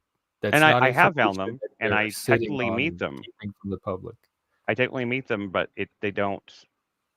The application. Well, I don't know. let's talk one day because there may be something you're missing or not doing or something. Oh, that you I've been told that I've been told even by the people at the Okay, office. well, I used to do this. I have experience in this work, and so if you want my help, I could give you a pair No, of eyes. I'd be glad to have your but help. if I you was just saying, want to like the just ladies at the office said, it's very, very difficult to get Medicaid. That's all. It's the same way as to get like what they call cash assistance. because I'm Yeah. curious myself why somebody like you and Lindsay can't get Medicaid too. Yeah. Anyway, This is but fair. yeah, This is fair. I'm gonna roll here momentarily. Did you guys see Tucker and Joe Rogan? I saw the I clip saw your played, video and I about tried it. to tell you about Tucker. I was never sold on Listen, I Tucker. didn't I know still have what hope for people Tucker. saw I in still have Tucker. hope for Tucker. All right. Well, I don't really know much about Joe either. So I think but Tucker yeah, comes that off was fairly wild. reasonable for the most part, even when he's He even when he's being, does. Even Gavin Newsom. I don't like fucking Gavin Newsom, but he's clearly a smooth talker, and Yeah. he lies through his teeth. And I kind of regret. Someone commented on that. They're like, "Can someone please show me an equivalent example of Gavin Newsom lying through his teeth?" And there's a clip of Gavin Newsom on Bill Maher's interview saying, like, with such confidence, he says, "Joe Biden has been stellar. It's been admirable. There's been no better president. He is sharp as a tack," or something like that. It's like, you gaslighter. What the fuck is this? So, but anyway, but like I get why people on the left like Gavin Newsom. Like, of course, he's competent. And if you're just viewing it from like a political fight in terms of who can get enough of a majority to get the laws passed rather than who can convince the most people per se. Wasn't he? But wasn't he one of the ones that fucked up the most during the COVID thing? Like, didn't Probably, probably. probably. I mean, he's not even that terribly competent according to a lot of people. But I mean, Yeah, he is slick. He's a slick looking politician that has like he's got the look and he's got the. But I don't know. He gives me a real Mitt Romney vibe, which means like if you notice like there's a thing about presidents we've had. Like think about the presidents we've had, at least in like our lifetimes, right? Going back to Reagan, like they're all slick a little bit, but there's also something a little fugly about them. You know, I'm trying to think of Yeah. another word, but there's something a little off about their looks or their face. They're a little weird. But like there's the opposite. There's the Ron Paul slash Bernie slash Ross Perot weird that people aren't quite comfortable with. But it seems like people like they don't want someone that's like they don't want a Kennedy that's like too handsome, right? But for whatever today, they want someone who seem just down the road from being like, like a super handsome guy or a super pretty woman, where they're kind of more approachable, right? Because Who like you even talking about? Obama was pretty slick, but him being black, that's probably what did that there. P.F. Jung for president, the future of enlightened centrism. I'm saying And the I was future of going America. to make poster. I was going to make the Obama poster, the Hope poster, but it says based on it instead. That's fair. I'd have to do some spiritual soul searching and soul surfing perhaps before I can commit to an announcement to president. I don't know if I'm even gonna like. I mean, I don't know if I'm even. It's gonna be a one night thing. It's Run through the whole like thing during like in between the song sets and stuff. It was gonna be a sketch/play thing. And it was just gonna be. It was just a high concept thing to base it. This was gonna be a way to do a joke thing about something running under an enlightened centrist platform as a thing, and like in the confusion that there's some good jokes in there in the outline. I'd have to write it out in more detail and send it to you though. It's not That's like fair. I need to do more meat. I'll actually get a chance to do it. It's going to require money that I don't have. So You have to do what, Paul? That's fair. I need to do more meme smithing. I need to make enlightened centrism. You are good. That is more definitely mainstream. one of your strengths. Yes, you are. Did good you at like that. Did you see the Taylor Swift video I did? Love. Oh my god, I'm a huge Swiftie. I have been for years. Okay, me too. Oh, okay. And I do showed like it on here. In fact, I aired it on here, and I talked about it, and they discussed it for like 30 seconds, and they moved on to some other topic. And I was ready to discuss Swiftie and Taylor Swift is. People are very polarized on Taylor Swift. I'm so. But did you like the technical kind of approach that I took in terms of enlightened centrist dynamics, blend of conservative and progressivism, ubiquity? Yeah, I think I'd have to go back and videos watch very good. to see what that was. It did not make, because that's what I have to do. That's what I have to focus on more. I think the next video I'm doing is the Destiny Champion Spotlight. And have you thought I'll about, go back and watch the Swift one and see. Have you thought about maybe trying to like premiere your videos like during your streams? That way, it might be a kind of a more of a draw for the streams. Like if you get to see it first, like on the stream, and then you posted it. That's maybe why like a day we later. That could be interesting. I know that was an idea I had a while back, and I never got to mention it. I always thought that like if you do the live stream, you could like premiere the video and kind of get some like live real time feedback, and like then if there's anything that like people really almost like a just because like you have a pretty close an audience, and so it'd be a good way to like almost like test market a little bit too. Yeah, that's actually not a bad idea. I think one thing I have a subreddit now, and one thing I also want to start doing is like if I'm going to do, let's say I'm going to do Joe Rogan for the Champion Spotlight. Is I'll say, hey, I'll take any ideas about abilities and references and jokes to make for that person, and then I can source it from people. So, but yeah, all right, I have to roll because I have to do my script and then go play some volleyball. Thank you for the work you do, sir. Good to see you. Yeah, thanks for coming on, man. Really is good talking to you because like, what time you streaming? 10:30 Central. The PFing morning show, I might move it to 11 a.m. Central. I feel like because that's 8:30 a.m. Pacific time. Yeah, and a lot of people Saturday morning you could catch PF Jung. He has a cool little stream. That's where we all met in this community, kind of developed from. Yeah, the PF Jung for all of you in the chat. He's our stream daddy. So he's the original OJ. And I've disowned all of you, and now you are all off on your own. And I'm not paying alimony or whatever it is that you have to pay or whatever. He'll be coming for us. That's okay, Stream Daddy. We understand. Okay. Sometimes Stream Daddy goes out for some enlightened centrism and never comes back. Doesn't come back. That's funny. All right. Thanks, guys. Godspeed. All right. Take care. Peace. Peasants, indeed. I'm a proud peasant. I don't mind being a peasant. I embrace it. My favorite band, one of my favorite bands is called Los Campesinos, and like that, which means peasants, like we're the peasants.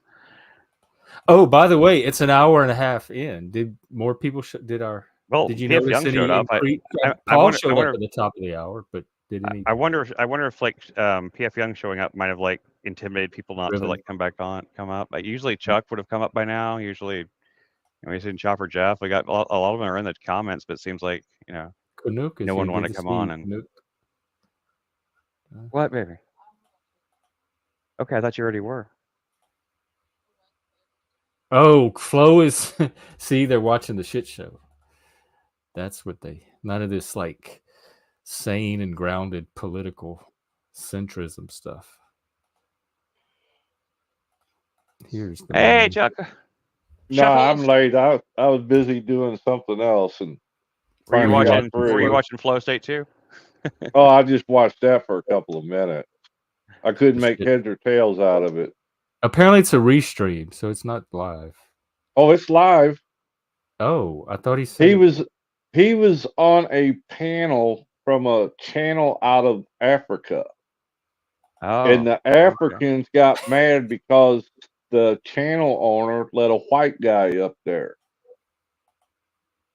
So the channel owner just basically turned the show over to Flow in support of Flow. I'm confused. Don't feel bad. It's a restream live. So it's a restream, but it's a live restream. So he's currently there on that. Okay. But it all started because he went up on he's known this guy for a long time, and he's been over on his channel before. But today, the crowd got disjointed because they let a white man up on the panel. Had they never done that before? How do you know who's white anymore? Did they do a 23andMe on him? Skin tone, strictly skin tone. So race. So they're racist. He went on a racist panel. Okay. Well, it didn't start off that way, but that's what it turned into. Best I could tell. But you had the black African and the American African going at each other like mad dogs. Hey, Canuck. Yeah, what's up, man? Haven't seen you on a while. Yeah, been a while. Gotta love that Mickey Rooney there. Is that the one from Breakfast at Tiffany's? Yeah. Yeah. Oh, I remember that one. Remember Bill, that TV show he was in growing up about the mentally developmentally? No, I don't remember that one. No, I don't remember that one. You don't remember? Mickey Rooney played this old guy named Bill, and he was like mentally retarded, and I think he like somebody took him in, and it was like a you know how they do those like made for TV specials? Yeah, I don't remember. Okay, it was like Mask was or something like that. And he was just like you talking about the one with Cher? Yeah, like The Boy in the Plastic Bubble was a TV movie too. Like I remember that one too. It was a biographical movie of Bill Sachter, whoever that is. I'm just saying that in that time period in the 70s and stuff, there was a lot of there was a real big trend of TV movies that were about characters that were in extreme medical kind of distresses or something like that. Yeah.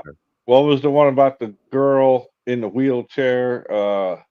It was a big Disney movie or something. Oh, was it the one that fell off the mountain?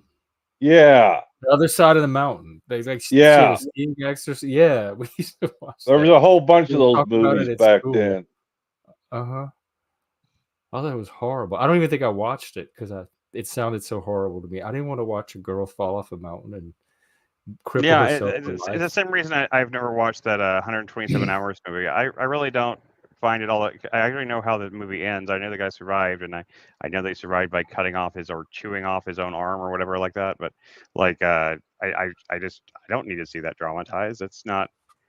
I've heard the story. I can't imagine like watching. Oh, the guy that got trapped in the boulder. Yeah. Yeah. Same. It's I know the story. I don't need to see it. There's an old black and white movie of a guy dealing with alcoholism. And at the end, his answer, I think, was to eat a bullet with it had a big actor in it. Cagney? You No, talking about the Lost Weekend? no. Days of Roses or Days of Oh, Wine and the Roses. Days of Wine and Roses or something like that. yeah, I think that was it. I mean, Leaving Las Vegas is very similar to that too. I mean, it's literally about a guy who goes to Vegas to drink himself to death, and despite him having like him actually finding like someone that cares about him and stuff like that, he still still sticks to it. He doesn't give up, and he drinks himself to death. And it's like okay, that was I've known people that do that. upsetting. Yeah. Nicolas Cage is a great actor though. Well, he could relate. He's a good drunk. Do you think only drunks should play drunks? No, not if they're a good actor, you can play anybody. I think so too. That's what. Me too. That's what acting is. You don't have to be a gay guy to play a gay guy. You don't have to be a straight guy to play a straight guy. It all depends on their acting style. If they're believable in that role. Because it's just about entertainment. You should. Is there a way to stream from your tractor? That would be so cool. Cool. Ghost Rider was a great movie. I'm impressed that you have a tractor. Even that sounds cool. I even enjoyed the sequel to Ghost Rider. Most people think that one was terrible, but I thought it was funny as hell. There was a scene where he was pissing fire, and it was very. I thought. Was that Nicolas Cage movie? Yeah. Where he's Hellfire or whatever it is. Yeah, he's like the Ghost Rider. Yeah. Yeah. That scene made me laugh so hard. Who is this character now? Who's that? Oh, is that the guy from Mask? I think that's Rocky Dennis from Mask, probably.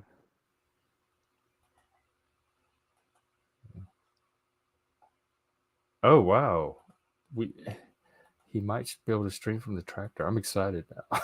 I don't know why. You don't have to be that black to play a white guy. I agree. I disagree with that. Unless you're doing a biopic, though, there's something that people like get all. I remember Soul Man with what's his C. Thomas Howell.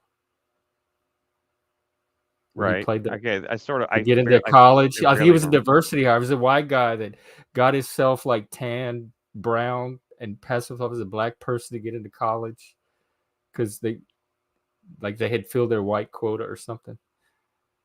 Yeah, that movie wouldn't get made today for sure. Kind of like that one girl that was involved in Antifa or whatever it was. Rachel Dolezal? Yeah. I didn't know she was Antifa. Yeah. Well, whatever organization she was leading for a while. She was the head. She was the head of the NAACP in the state at the college. Okay. She ran the NAACP there.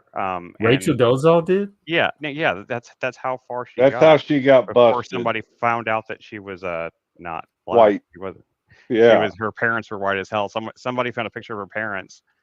And they were like, oh, she's not. Might I suggest, however, that had anyone on that side of the political aisle really cared about principles, they would have accepted her self-identity because that is a principle they insist that is valid. I agree. I mean, I don't even think. I disagree. Kind of exposure. Her exposure, of course, revealed one more layer of the hypocrisy involved in the attainment of power. I want to play this little if a light-skinned black about woman Rachel Dolezal. White, it doesn't bother me either. I don't care. Like whatever they want to do. Dolezal is incredibly odious. Are you in fact black? Yes. Yes, I'm black. What color is this paper? Black. The hell? Are your parents? But you're my brother. Are your parents white? I thought we could just have some fun. I don't know what you're doing. All right now. Oh, you're being professional. What do you want people to know about Rachel? That I'm a strong woman and I've moved on. and I'm black.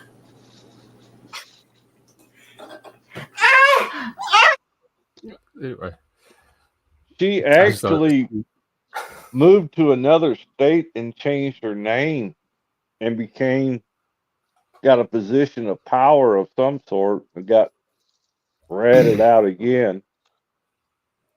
I don't She care. also How is had she an not being OnlyFans. did white did she these get days? I facial don't care reconstruction if people surgery? She's such a identify as recognizable black face. culturally. That's common where I come from. She could just move to Louisiana. She had an OnlyFans, Chris. Nobody would even question her. Did she have an OnlyFans? Really? I don't know. Indeed, she did. Wow. Like, where, I mean, was it one of those OnlyFans that was just like a promotional account though, where they don't actually do sex stuff or whatever, but they just have it like what Belle Delphine did or something like that, or was it really like a real OnlyFans account? Was she doing porn? I'm basically asking. Let me double check, but it says she lost a job over her OnlyFans account. Oh. Let me just double check this. Was that after she lost the NAACP job?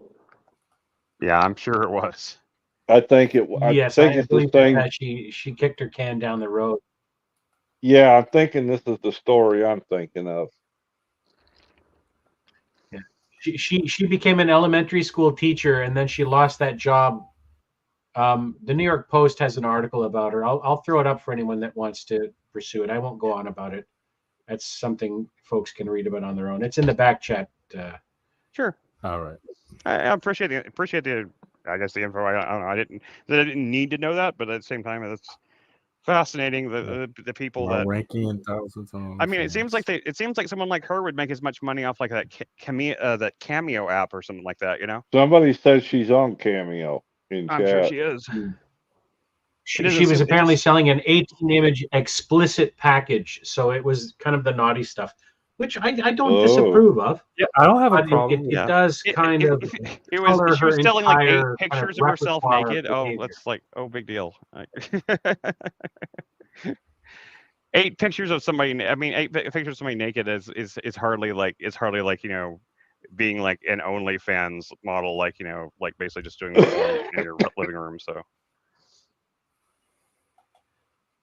let's just say that the questionable choices she's made throughout her life, that there's a pattern that can be discerned. Yes. Now, how you react to the pattern will depend on you, but there's a definite pattern involved. You know, I have to say, like, actually, I mean, not necessarily for her specifically, but for people in that situation that go through some major canceling event that makes them kind of like, you know, worldwide recognizable and yet not very employable or very like, you know, like they're kind of a pariah to some extent. I kind of understand like why they would try to, you know, kind of like, you know, use like the fame they have to do those kind of things like OnlyFans and stuff like that, especially since you probably get away without really doing much like, you know, dirty stuff or anything. You just kind of have the OnlyFans account and people will like, you know, subscribe to it for the novelty or whatever, you know, so I kind of get, because like they don't have many other places to go. You know, there's not much else you can do at that point. You've kind of screwed yourself to the point where, you know, and like most people, I don't think she was like, I don't like her particularly much myself, but at the same time, like I don't think she was really doing it in a malicious way. I think she literally delusionally kind of believed her thing, and I think that you know, I think in her heart she felt like she, you know, she was doing the right, she was helping the Black community, she worked for the NAACP and all that stuff like that, you know. I doubt. I mean, nobody thinks themselves as a villain, and I doubt that she was. Chris, Yeah. would you apply the same standard of forgiveness or wiggle room to someone wearing military medals and talking about veterans issues and telling war stories that they never went through, stolen valor, as it were? Right? It's not exactly the same, but it's in the same neighborhood. It stinks. Yep. It's definitely bad, but okay, but there's a coloring. It is morally reprehensible and full of opprobrium. But there is a potential flip side to that has, I can't think of a specific example right now, but I'm sure there's something like this has happened where someone did like adopt even though they hadn't been in the military, they adopted a persona or something like that, or made up these stories that actually maybe inspired people or helped out in some way because of like, their story might have actually, helped some people, I mean, I'm just saying like, it's not always like the intent behind it might even be good, and it might, even though it's a bad thing.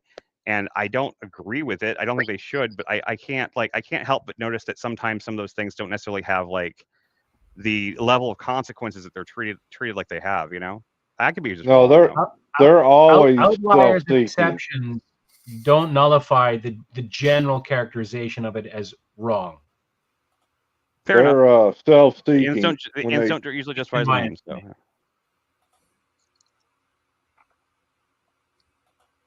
What were you saying, Chuck? I'm sorry, I didn't mean to interrupt you. No, I'm saying that the ones that do the stolen valor are they're self-seeking attention, trying to draw attention and praise upon themselves. I haven't found a case yet where there's been a stolen valor case that is for the positive reasons. You're absolutely right about that, Chuck. I guess I was kind of thinking, what I was thinking of when I was saying that was, I just didn't know if it sounds silly, but you've seen the first Captain America movie, the one since the Marvel movie started, where like he enrolls in the military and they have him go out there and play Captain America in front of the troops and everything. But even though he had at that point had never been in a battle of any kind, he was simply like a publicity tool, and like, but he would make like, he'd make big speeches about valor and stuff like that. And I'm saying like, yeah, it was kind of like that's what the military conscripted him to do. So I was just thinking that there could be in theory instances that where it may not be like, it may have the consequences of it, the good consequences could outweigh the means, but the ends usually don't justify the means. So like I agree with you. I'm just trying to play devil's advocate and just trying to have like, just trying to create a dialogue about it. I'm not trying to like I'm not 100% like saying you could be right, but I haven't seen one yet in that regard. I agree. And I also agree with what Beck says there. A virtuous person does not need a virtue signal. I completely agree with that. Do you remember the young fellow with the red cap on at a monument and the native Indian? The Covington kid. Yeah, the Covington kid. Yeah, that young man. Apparently, the fellow with the native ancestry. Apparently, he was involved in some stolen valor scandal as well. Yep, he was. Yep. He himself was more or less a homeless performance artist, con artist that was out there and he used the opportunity to. I'm sorry. What? Yep. Nicholas Sandman. What a fucking name. Yeah. Well, and that got blown so far out of proportion, it ain't funny. Right, and like because the kid didn't even when I first saw the video and when the outrage was at height, I was like, "What? People are upset at this kid?" Something didn't seem right about it to me either from the start. It just seemed so like bizarre that anyone would be upset about this. Like the kid's just is clearly just very uncomfortable and just trying to like not like make like and not like get angry at this guy. He's trying to like smile to be like, please. Yeah, and he never said a word. He just stood there. Yeah, which and honestly, isn't that the proper response? What should he have done? Punch the guy in the face, run away, or wouldn't those things be more racist than standing there and just kind of enduring this guy's this bizarre protest? Oh, you know him and his family? That's crazy, dude. Chris, I would posit that I would not convict anyone who would have knocked that motherfucker out. I wouldn't no either, man but some judges would. Worthy of the three letters MAN would chastise you. If someone comes up in your face and in your face and waving their finger in your nose, but I'm not touching you, knock that fucker out, because no one worthy of those three letters MAN would do that. And anyone worthy of those three letters would accept that. You want to play a man's game with someone like that? You eat a man's consequences without running to the authorities. Yeah, right? I got you put a on 3 some boxing gloves and you hash it up. I got a 3-foot rule. You get within don't have that 3 feet. Anymore. We've been infantilized to the point of idiocy. I got a 3 feet. I got a 3-foot rule. You get within 3 feet of hostile intentions, and I'm not responsible for what happens. Does the law have that rule too? In case I don't know. That's my rule. Oh, okay.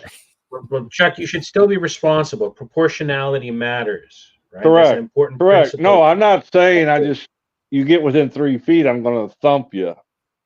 You know, Yeah, I'm yeah, just yeah. saying. I mean, men understand that about one another. And then you see some young women who believe they can come up and slap whoever they want. And then when they get hit, and I'm not advocating for I don't abusing agree with anyone, that. but if you launch a physical attack at someone, you'd best be ready for a reply in kind.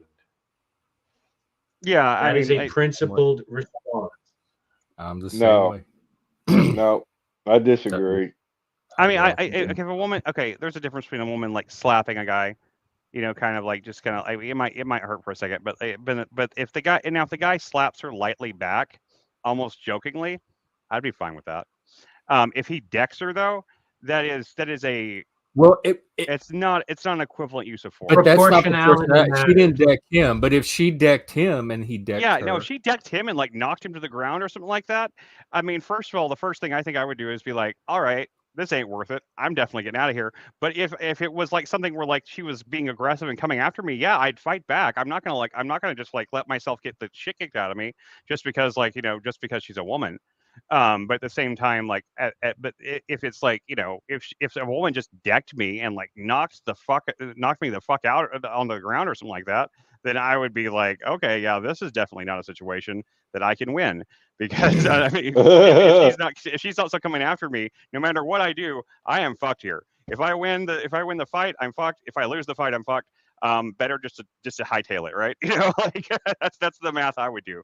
But I mean, if she's like, you know, if she's like some big like you know, she's like I know they're not even that big, but she's like a WNBA star or something like that. You know, somebody who's like actually like athletic and athletic and strong enough to actually, or an MMA fighter or something like that, and a female MMA fighter who could definitely beat the crap out of me. If they for some reason decked me out of nowhere and started coming after me, I would try to fight back. I'd probably still get my ass kicked, but at least try. You know.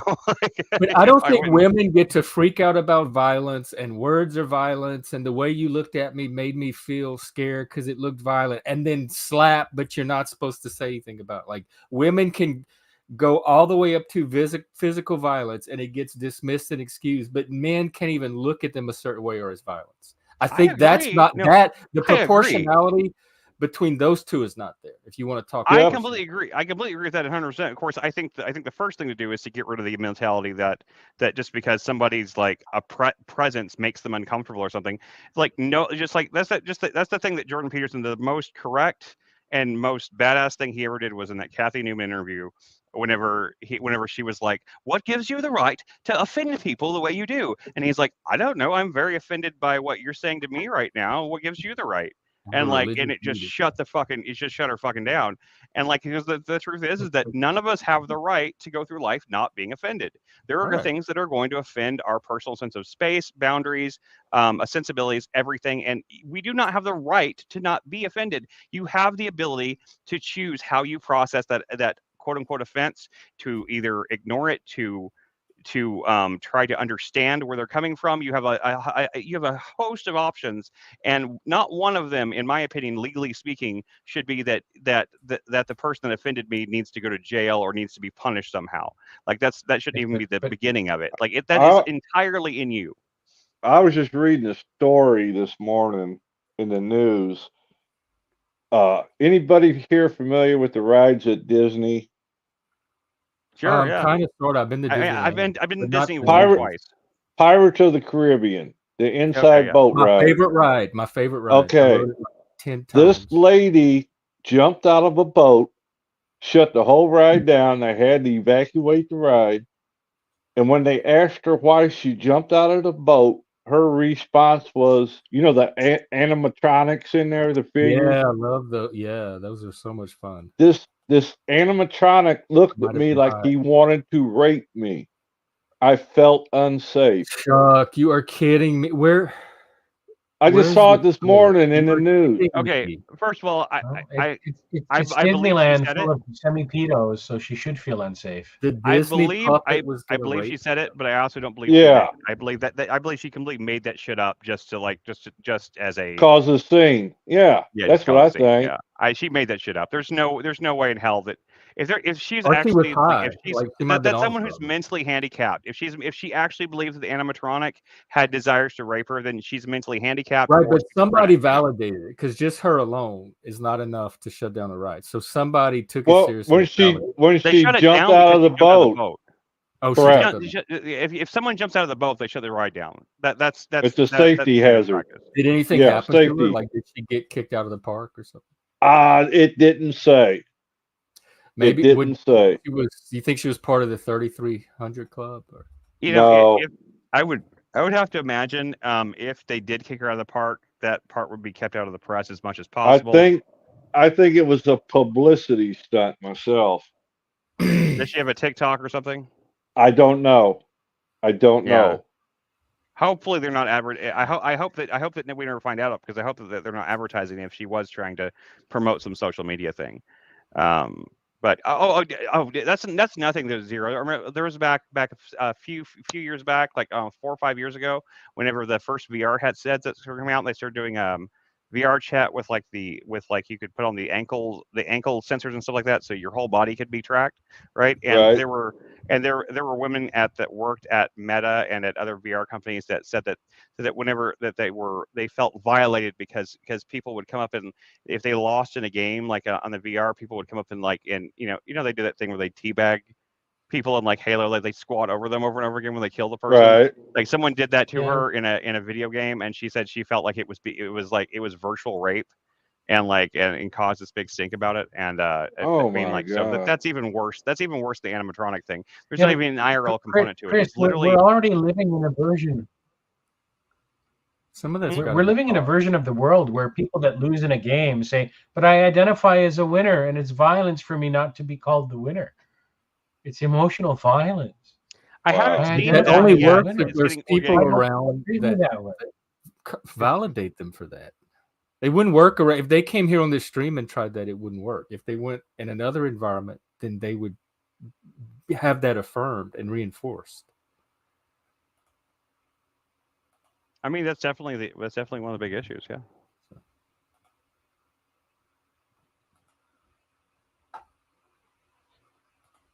Pretty sad if this is the level we're getting to though in society. I mean, that was 4 or 5 years ago. Whenever that VR thing happened, whenever this woman made this big, I can't remember. There was a big article about it, and then like I think it was like that really annoying like reporter from the Taylor Lorenz that did a piece with her and stuff like that. I could be wrong about that. Don't quote me on that because I could. It wouldn't remembering it wrong. surprise me. But like there was this whole series of articles and discourse about whether or not things that happen in VR can be considered sexual assault or rape. And I'm like, okay, first of all, you literally have the ability just to take off your headset at any time. And second of all, like you can't feel anything that's happening to you physically. You have no if they touch your crotchal area with their fake virtual hand, you cannot feel that. There is no sensation of touch. You will never know that it feels that way. You will just see it on the thing and you'll be like, and you're just like so horrified that someone would even think to do such a thing. Oh my God. I mean, the pearl clutching is at a level where it's deafening at that point. And I mean, but people have been complaining about like being treated like shit in video. Like women have been being treated badly in video games for a long time, and there is a history of like young teenage boys that are on like like live chats in Halo or whatever, and they talk enormous amounts of shit to each other as males, and then a woman comes onto it and they will they actually treat them equally. We've seen They it treat happen them here. like shit too. We've seen it happen here. Yeah, with the conversation. I'm just saying that. I'm just saying like the people they complain about equality, but when they're actually treated the same way they treat every other gamer, they're like, no, that's harassment. It's mean because I was a woman. They're like, no, it's not because you're a woman. It's you're playing the game with them, and they will talk. They call each other the worst. That's the reason why the N word has also been referred to these days as the gamer word. That's the reason why, is because in online chats, in multiplayer shooters like Call of Duty and Halo, people were very fond of hurling around the N-word, like at people, like along with every other slur you can imagine. I mean, I've heard some really, really creative uses of slur words in those things. Back when I used to actually bother playing, I turn chat off anytime I play a multiplayer game anymore, and I don't play it very often. But I mean, but still, people were getting like that upset about it. They were really, really like digging their heels in, being like, "No, this is harassment. This is wrong. This is that, and this is that." And it's like, you want equality, or do you want to be treated special? And the answer is both. I think the tone of things would change markedly if the folks leveling insults injected a little bit of art into it and made it kind of creative, kind of like some of Shakespeare's insults. Some of it is. That we could be better strangers, like what, huh? Now, it would be wonderful. Your average 13-year-old is just going to hurl every expletive they can think of at you and call you, especially if you're a female, then that's going to include female-centric slurs, right? If you're a dude, it's going to be more like, faggot and shit like that.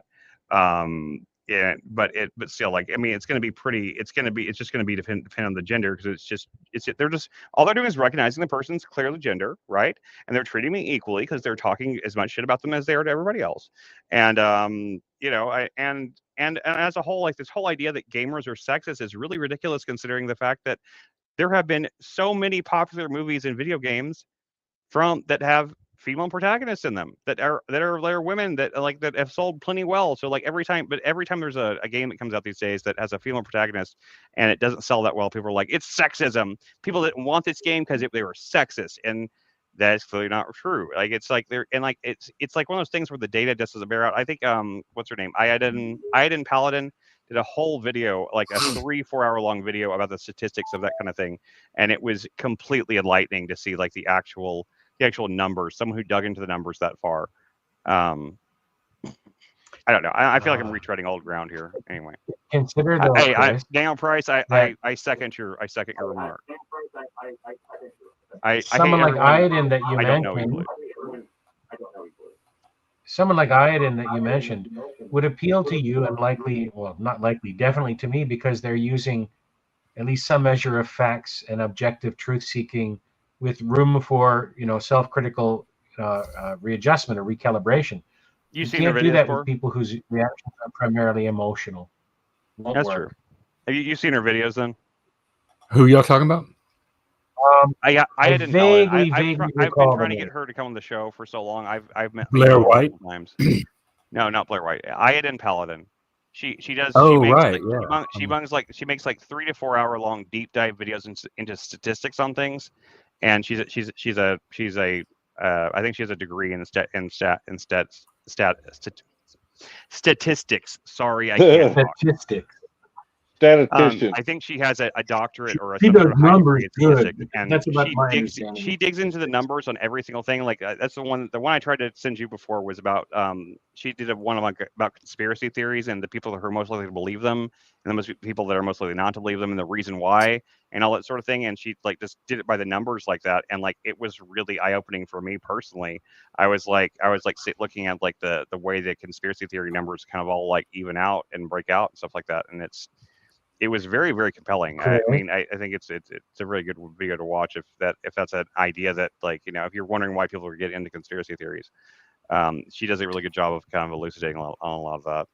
Not so much like flat Earth type stuff, but it's more like she's talking more about political conspiracies, like the election was stolen or things like that. But that's what I was going to ask. Did she make the proper distinction between crackpot theories and then actual recognition of the she fact absolutely that does.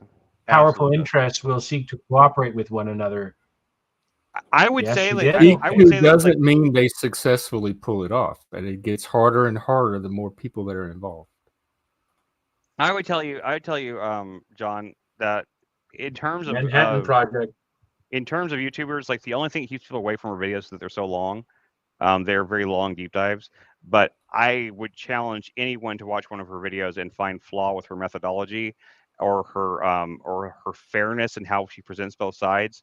She, even though she might fall a little bit more closer to the right of the spectrum than she's definitely a centrist, but she might fall a little bit further to the right of the spectrum than the left. But at the same time, I would challenge anyone to find fault with her methodology and her and the way she presents her findings, because she doesn't present them as this is the facts, this is what's right. She presents a bunch of statistics, a bunch of studies, and explains them in layman's terms and lays it all out and is like, this is, and so like, we can reach this conclusion, or you can reach this conclusion, or you can reach, and she sounds like, really dirty for this stream. It's very nerdy, but I mean, she's brilliant though, and I think it's like the topic she talks about, like the kind of topics we talk about here. She just has all the numbers and all the studies to back it up, and she's just an extremely talented researcher. So, question: anyway. Have you watched any videos from a YouTuber with the username What If Althist? Oh yeah, I like What Is Althist, except lately he seems very black-pilled. He's always been pretty black-pilled, actually. What is black-pilled? Jeff, what is black-pilled? Doom and gloom about the world and the future. Your perspective is fully negative. You see AI is going to take us over, and the government's going to enslave us and make us eat all that shit. Or that climate change is definitely going to kill us all, or no hope and no trust. It's all the same. Fellow species. Okay. I don't sense any black pilling from him. I sense more a matter of elucidating genuine problems that have vectors of attack to understand them better and even deal with them that are open to penetration with data. Of course, feelings or instinct or less data-driven solutions. He hints at that occasionally. But he really does look at a lot of history, and a lot of his analyses are driven by data, not perfectly. One of the things I like most about him is the fact that he will couch some of his terms, and he himself says that he's speaking in matters of probabilistic. In terms of probabilities, not definite outcomes and definite conclusions. He's a young man. He started making videos at age 13. He's like 22 or 22 or 23. He's 23, I've actually 24 emailed now. him about coming on the show before too, but he's never responded either. So I think I understand he's a little paranoid because he's gone many shows and gotten ambushed. Well, I don't think it's that. I think we're very small for he's in a totally different stratosphere than us. I don't think you have to rationalize it beyond. Hey, I got Buck Angel on, so I still try. Well, let him know, like, Buck, you missing out. Buck Angel was on. Here's your chance, dude. I suspect he's quite busy. He's also fending off a lot of attacks because his analyses do have more weight to them than just fairy dust, as it were, and that means his analyses being spread further and wider will be a threat to certain narrative pushers. He's also kind of grown out of the ultimate history business and kind of pushed more into real-world analysis of near-term future. For example, he thinks the odds are more than 50%, I'll say, higher than 50%, that there could be some kind of civil disturbance or civil unrest within the continental United States. I could see that. I could definitely see that. I think it's very unlikely. That black pill to me. I don't think we're gonna. No, I didn't say it was a definite, but I said I could see that happening. I thought for sure that was going to happen the last go around. I could see it happening if there was some very major kind of like act of God type event that really divided people. But beyond that, like it would be an exception, not a rule kind of thing. He makes very valid points about how it's only a small percentage, 3% of the folks at either end of a political extreme spectrum that need to actually be moved to action to then kind of force 3%. Everyone else to take a side as that cascades. And that aligns with a lot of historical events. I hope he's wrong about his estimations, but if I had to bet hard money on it, I'd be betting with his analysis. And I hope it's very limited, and I hope it's contained. I hope it doesn't happen at all, but I'm betting on the odds are higher than not. and ingenuity of the human species. I do think too, it would because take because we've it would been take we've a been to the brink many times. catastrophic. It would take a catastrophic incident of some sort to cause a complete outburst like that. Catastrophic or just polarizing? Well, you got to I mean, have we've had polarizing before, plenty. you of got to it. have something to ignite it. It's got to be something big to ignite it. Yeah, and it would have to be something that's basically, it would have to be something that would be massive and like unignorable somehow, or like you're Like a like squeeze. aliens It landing wouldn't and need then to like be and then massive. half the country is Chris, against I'm them and sorry. What? It wouldn't need to be massive. Look at World War I and the assassination of Archduke Franz Ferdinand. That wasn't a massive scale act of God, but all the entanglements that came after that cascaded. And I think the world is into- different now, though. I mean, that was a very different time. Well, the same with Hitler when he started. It was a He was a different little. time. There would be different parameters involved. The principle behind the interaction of events is what I'm pointing at. That's fair. Not the exact assortment of events or the exact same scenario, but the overall Right. principle of a polarizing event of whatever degree leading into a snowball effect of either treaty-based or deal-based involvement or mere cover for people to come out of the woodwork. Look at the polarization happening now in the United States on certain university campuses. Yep. That wouldn't take a lot to spiral right out of control. Same with the southern border. Wouldn't take a lot to spiral right out of control. Oh, you got that right. But there's been other situations that have spiraled out of control that we've recovered from just fine. We had the George Floyd riots, the Chaz up here in Seattle. So even when things spiral out of control, we still seem able to manage them eventually. That's why I'm not that worried. Until we don't. I'm not saying it Right, is a but I don't. The until you calculus. don't part is not as probable to me with the data I have to go on in my lifetime as the likelihood that we will manage these little bursts. No, I mean, I think This is why one of Altists 60s, look if at not history, before. because it doesn't involve our I mere am going lifetime. off of history. I'm going off of the protests, the 50s, 60s, 70s, 80s. Like, we're still here. We survive. Society's humming along. It's not civilizational collapse, or it hasn't been so far. Who I mean, said what sparked anything the about what sparked the civilizational Civil collapse? War? The Civil War sparked in our early early days of the country and stuff like that was very different from anything I think could happen today. I don't think a civil war in that sense could break out just because of, like, first of all, like the connectedness of people, the amount of information they have. The polarization is definitely there, but if I've seen the polarization in real life, we're talking to people in IRL that aren't terminally online, I have found that the polarization is much less polarized than people want you to believe online and stuff like that. Like it's not as black and white to most Americans as we're led to believe. I mean, yes, is there polarization, and will they answer that way in a poll? Sure, but polls don't encourage honesty no matter what. Even though someone might know the poll is anonymous, right? They might know that no one will ever know their name or anything behind the opinion they give. They still, nonetheless, will a lot of times answer in a way that makes them feel safe or like not vulnerable to attack from their in group or whatever like that. Like they feel like they feel paranoid to a degree about even that. Just the same way I don't trust exit polling, right? Like they poll people when they come out of the voting booth who they voted for, and which, first of all, I don't think should even be legal. You shouldn't be asked that question. But I guess if you volunteer to answer it, you're going to say the one that you feel like is most expedient for you not to get, like you not to be shamed for it, right? If Chris, Trump is why like, are you talking about polls as if polling, POLL, polling? It seems to me you're linking that to polarization, meaning positive and negative, two extremes of a spectrum. no, I'm talking about polls. Related. I don't know why he's going into polls.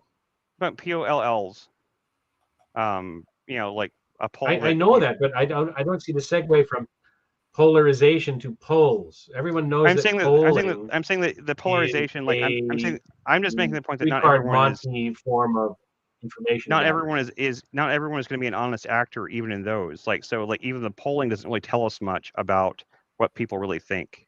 That was my point. I know, but what else do we have to go on? We have to have a starting point, and polling. But it's the fact of the matter is that people even we do that with the weather. We do that with the economy. Like we don't always have to have perfect. We can study tendencies and trends and stuff with a poll. Sure.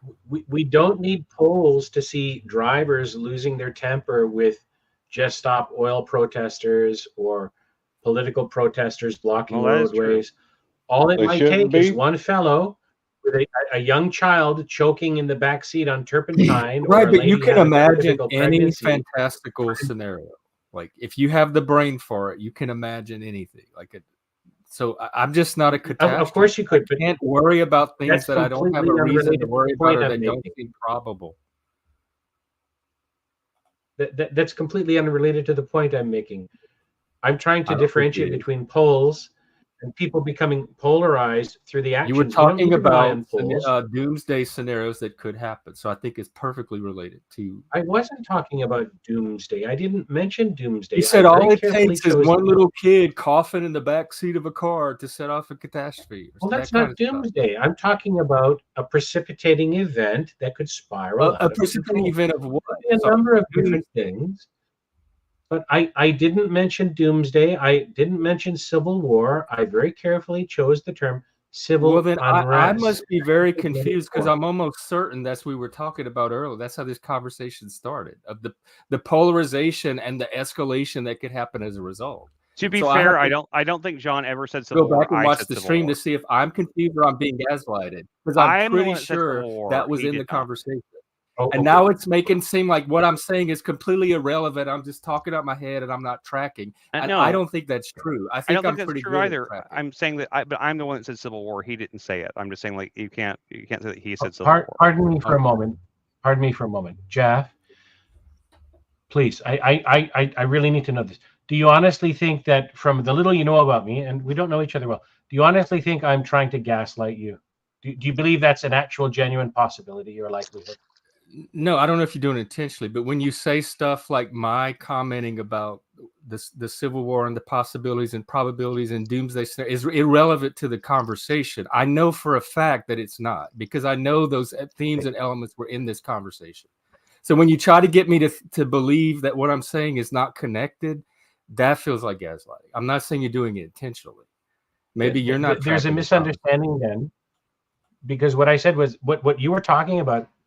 What I don't believe it was connected proportionally to a discussion about polls and poll taking being compared to real world events. Oh, I'm sorry, it's not meeting your standard of being connected proportionally, but this is my stream. It was connected enough for me to make for me to throw it out there. If you have higher standards for how this conversation should go, which seems to be common, you can go find a panel that meets them.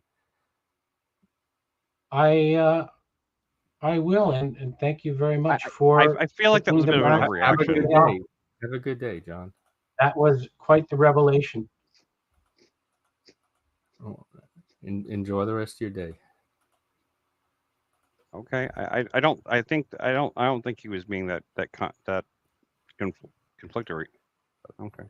He didn't seem to like the way the conversation on the panel was going. That's been a theme lately. Like, we have perfectly enjoyable conversation, and this happens with neurodivergent people, where we might not track perfectly, and we'll make a comment, and then people are like, "Oh, that didn't meet my norm of how I think the conversation should have gone." And then instead of talking about the topic, we have this meta conversation about the conversation, and it becomes bickering and arguing. And it's my stream. I get to set the tone for the conversation here, and people should take their cue from the panel host. And I see them do that on other panels, but for some reason they come on here, and instead of taking their cue for me and giving me the respect they give other panelists, they argue and fight, not about a topic, but about how the conversation should go. They try to wrestle me for the steering wheel.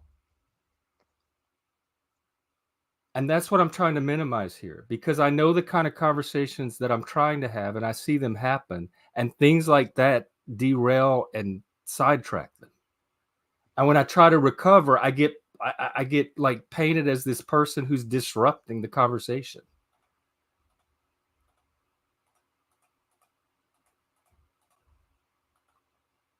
All right.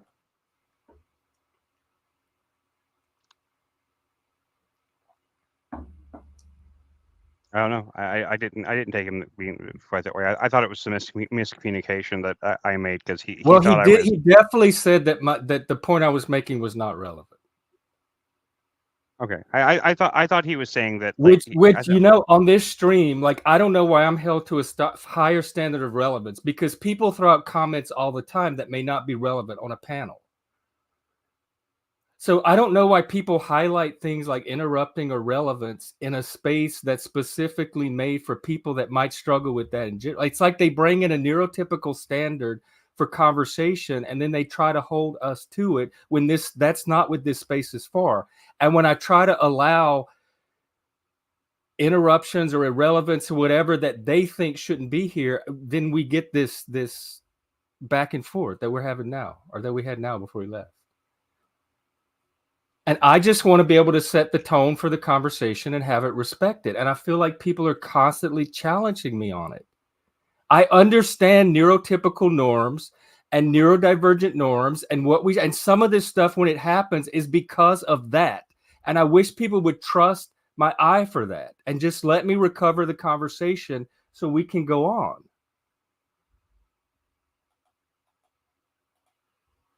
And I guess we can end the stream today. I don't know what happens after this, but I'm noticing a pattern. It's becoming an issue. I don't know. I've been trying to alleviate that kind of thing. I'm just thinking about what you said. That's all. There's no point in tone policing. There's no point in policing for relevance. There's no point in policing interruptions on this stream. Go on another stream and bring all that, but it doesn't belong on this stream. If someone's saying something that you think is irrelevant, just let them say it, and then just move on with whatever the part of the conversation you wanted to talk about is. Yeah, because what I saw was he was talking about the probability of this thing happening. And Jeff said, it's a thing, but the probability is not out there. I understood that. But the thing you're talking about, was it some in the quadrant of some catastrophe that could be perceived as doomsday? Like, I wasn't completely in a different universe. No, I understood what you were saying. Yeah, I'm the one that used the term civil war, though. He only said civil unrest, so that's why. But he kept talking about polarization and escalating the consequences that could happen from the well, what would that be but a civil war? And he was referencing what if Alt-His, who I follow, and I know for a fact that's the kind of stuff he talks about. So it seems like gaslighting to convince me that I don't know what I'm talking about, or that it's not relevant, when it totally is. And this happens to people like us all the time, where we're not quite perfect enough for the conversation. So it becomes about us and how we're not aligned in the conversation itself. So was your view that this channel you're talking about is more black pilled? Was that your view? That Thurston or whoever you said? I think in general, I think the trend here is more toward black pill, like anxiety and fear about the future and mistrust than a lot of optimism. That's what I gathered. But that's not what I have a problem. I don't have a problem that people are black pill.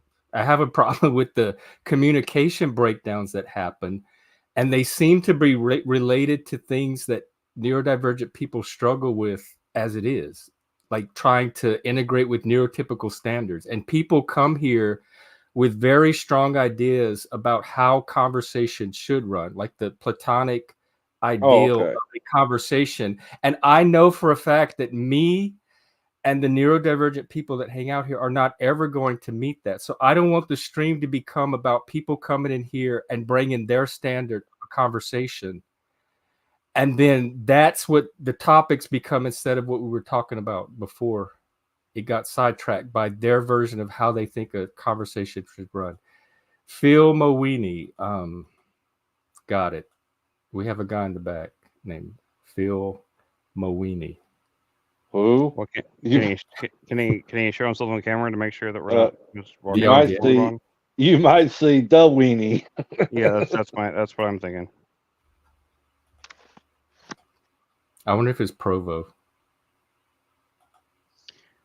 He does have a new handle every day, so.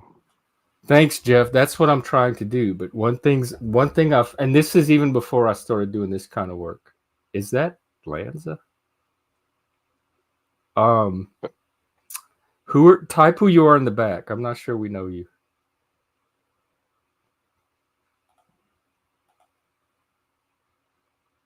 Phil Moweenie. Jesus, what a name. Who's I- Phil? Do we have know no Phil? idea. Is he showing you his picture? Yeah, he did show himself on camera, but because we've been having problems with trolls lately that have come up, and we got porn bomber. So yeah. I really, I don't mind having you on. I mean, that name, though. Yeah, It's a trollish type name. I don't know. Maybe participate in the comments a little bit and let us get a feel for you, and then we can make a decision. Because if I let you on and you're not in good faith, put the stream. I'm not. Rather demanding, aren't they? Yeah, I'm gonna he did show himself, but it's not enough. I still don't recognize it's no. So just put up an overlay. Yeah, then bring him up. All right. Oops, sorry. Hang on. Are you a fake Christian? Okay. Phil, we're giving you a chance. What's up? Hey, what's up, guys? Hi. How's it going? Sorry, we're a little paranoid about porn bombers these days. I hope you understand. No, I get it. What's on you your get mind? it? So that means you're a former. I'm just kidding. That's a joke. No, I don't do that. Don't worry, man. Yeah, and you I'm did not, have a cute little pun name for a pun. Yeah, it's mostly just the fact that like whenever someone has a name like that, like it seems like a lot of times they tend to be trolls with nefarious intent. So it's not your fault really. It's a funny name. I get it. No worries. Well, so I see your avatar said, "Are you a fake Christian?" Is that something that's something that you think about a lot? Or is that a topic of concern for you? Yeah, I'm actually a born again Christian, and I come across a lot of these fake Christians online. I don't know, like ones that use references to their penis in their username. I'm just kidding. Sorry, I can't help it. I grew up in an ultra Christian, ultra like right-wing Christian, a conservative household that would have considered like putting your username up as like feel my weenie would have been like like tantamount to some sort of great sin. So I was riffing off that, not about you. I'm not actually upset with your name at all. Oh, was you in a Carmen household, Chris? Yes, I was. I thought you had been here when I talked about Carmen before, and how Carmen is one of those things that when you see it now, it's like it's just so hilarious. Oh, the singer. So like, yeah, the singer. Yeah, okay. The Christian singer. Satan, bite the dust, like that guy. He was definitely animated. He definitely was, and he definitely thought quite a bit of himself too.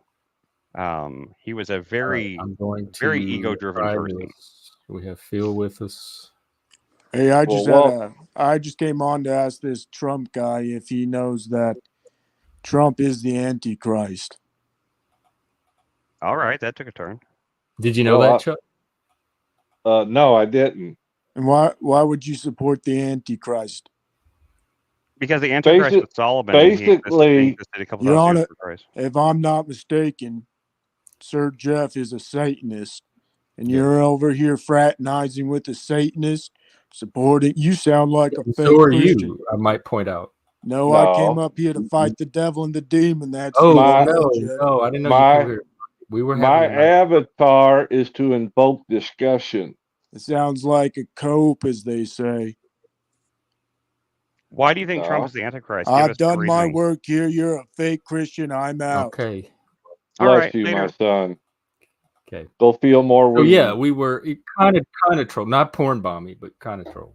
No, that's Yeah. fine. That doesn't bother Trolling me. for- At least he trolling knew for when Christ. at least he knew when to Trolling for Jesus. remove himself from the panel instead of like us having to kick him. So Yeah, and he removed himself. By the way, I did not kick. I know. I'm saying No, at least he knew when it was best to like walk away. So Yeah. I just use this. I wish more trolls had that kind of instinct. Yeah. True. I just use God, this yes, we got avatar God. to inspire conversation. And it does did. certainly to some degree. Inspired someone to hop on the panel to have it. Hey, it got you a view, didn't it? Yeah, I'll take it. Satan But brings all the Christians to his yard. Satan's milkshake brings all the good boys to the yard. So I'm rubbing elbows with a Satan lover, therefore I'm supporting the Antichrist. So I'm trying to put all that together. Well, So- I think even if you take me out of the picture, just the fact that you support Trump is enough. Is right, Antichrist. yeah, that seemed like that was the case too. But the fact I that you're never- doing it publicly with a Satanist is extra hell for you. Extra level. Oh, okay. Well, look, Trump needs all the VIP help he can get, no matter which side it's on. He needs all the help he can get. I did, and just this is a side pop culture question because I made the reference to that I don't song. have anywhere else to put it. Jeff. How long did that song exist before you realized it was about blowjobs? Because it was years before like that suddenly occurred to me. I was always wondering about that milkshake song. I was like I don't really get it. Like what does it even? Oh, I didn't know. mean? Wait, I didn't know this. Tell me, what is it? What are we talking The song about? Milkshake, my milkshake it brings all the jealous? boys to the yard. You're right, Yeah. damn right there. Like if just think about it for half a second. What do you do whenever you drink a milkshake? You have to suck on it really hard. But A milkshake is this something you're making up, or it's no? known? I that mean, like this is what- I'm 100% certain that milkshake is slang for blowjob. You listen to all the lyrics of the song. That's the only thing she could be talking about. She says, "You're damn right. It's better than yours. I could teach you, but I have to charge. My milkshake brings all the boys to the yard." She's talking about literally being a prostitute and sucking people's dick. It's a statement of female power, a cultural touchstone, and an enduring symbol of the transformative power of music. According to That sounds like What? some lefty bullshit. Yeah, that sounds like some woke Milkshake stuff there. stands for what makes a girl stand apart from others, along with No, it other does not. sensual innuendos. The lyrics clearly describe a girl who knows how to dance or shake to bring all the boys. That's what I always thought it was like. Twerking. No, it's not. That has nothing. I mean, come on. Just look. I'm Look. reading Okay, the first of all, lyrics the right now. video. They're like, The it's video better set than in a malt yours. shop has lots of people sucking on milkshakes. There's not a lot of about. lyrics It's not to about go on, dancing. honestly. You must maintain your charm. Same time, maintain your halo. Just the perfect blend. Plus what you have within. The next is eyes will squint. Then he's picked up your. I don't see anything specifically that would lead me to blowjob. What, you're reading the lyrics? Yeah. Everything you just sound there sound like someone getting a blowjob. But anyway, that's like to you, but that not to me. So I'm just wondering if this it makes was his your eyes squint, or if like Kellis herself said, "Oh yeah, I wrote this." Like Cyndi Lauper's "She Bop" was about masturbation. Cyndi Lauper came out herself and said, "Yes, I wrote this about masturbation." That's what I thought you meant when you said it was about. Well, like she had confirmed it. Kind of like Michael Jackson and Beat It. What was that about? Oh, was that about? Never mind. I was trying to make a joke. Okay. I think I got You it. talk about masturbation, and I said beat it. Never mind. I'm old. Well, the joke. At least Jeff got it. Chopper Jeff.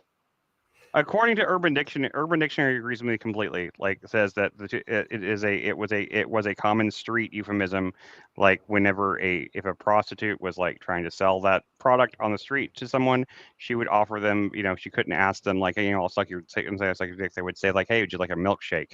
and that was like, it was like a code slang thing on the streets for. Okay, all I'm saying, and we've had these arguments before, it is not an obvious interpretation to someone from the outside looking in on the song, and that doesn't mean that she herself intended it that way when she wrote the song. She could have been talking about twerking or dancing or whatever, just because it's used as slang that way. So you're making a claim that you can't falsify without talking to her. Okay. So it's an interesting theory. It might be right. It's speculation. I thought it was based on it having had been confirmed publicly somehow. That I don't even know the song. Nothing to even argue about. It's so petty. It's nothing to even argue about. Amen. I'll agree with you on that. I just thought it was funny. I'm sorry I brought it up. Okay, you don't have to be dramatic and all like dejected. I'm sorry that you're I feel like a lot of times I make jokes and stuff like that, and there are things that are just like. But Chris, we've talked about this before. This is the first time right now, 2:39 on the clock, that I knew it was a joke. You're the same thing with the fairy story. You are so deadpan, and there is no indication whatsoever that you're anything but serious. And then if I don't get the joke, which again, that's something autistic people struggle with, then you get mad because we didn't know you were joking. Okay, but it's also something autistic people struggle with to make it obvious they're making jokes too. So it's just a conflict of neurodivergence, really, then, isn't it? Well, why didn't you say it was a joke earlier then? I didn't pick up, but like if you knew it was a joke and I didn't pick up it right away. I guess it wasn't like a direct like this is like a setup and punchline type joke. As much as I thought it was a funny thing to mention, I thought it would just be a funny little like a anecdote to bring up, just because of the song got mentioned. I just thought it was a funny thing to say. It wasn't like a joke in the sense of like it wasn't like a stand-up bit or something like that. It was just like a little side thing that I just thought was kind of cute and funny. That was pretty much it. It was that. But then my curiosity got activated, and then I had questions about, oh, I didn't know that. Did she write the song about the milk, or is this an interpretation that other people are? So it had the effect you intended, but it had additional effect of awakening my autistic curiosity about that fact. And then I had deeper questions, and I didn't realize it was just a throwaway joke. I was taking it way more seriously and substantively than you had intended it, and I didn't know not to. I was taking it for face value the way he presented it. I'm sorry. But I'm lousy at telling jokes too, Chris. They fall flat even though I think they're funny. And then afterwards they turn out to be funny, but because the way I presented it wasn't funny. I have that trouble all the time. If that makes any sense to you. No, it makes sense to me. Yeah. Me too. Same here. That's why I get called the old man, because I come out with some dry humor. It ain't cracking like these. Yeah, well, that too, because they're older than dirt.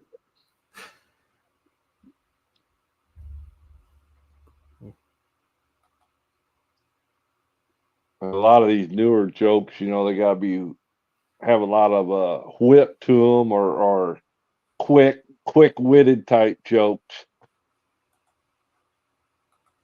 without, like Jeff, thinking it through.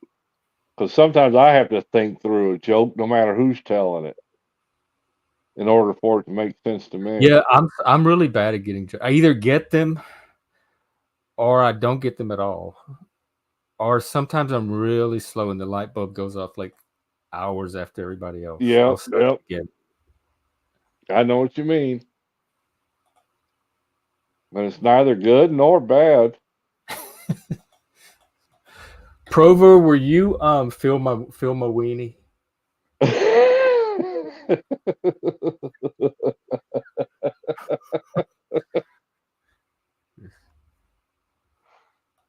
Did you just ask Provo to feel your weenie?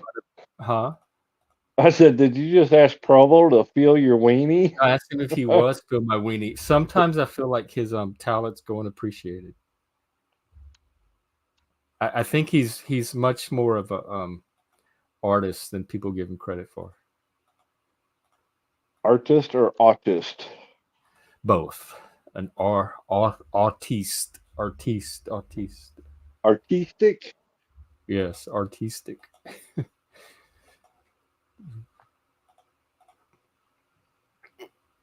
Yeah, I seen where they just uncovered a Johnny Cash album that never got put out on the mass market. They're getting ready to. His son's going to release it. Cool. What time period was it from? Early 90s. When he was in between record labels. It was one he he had done a himself.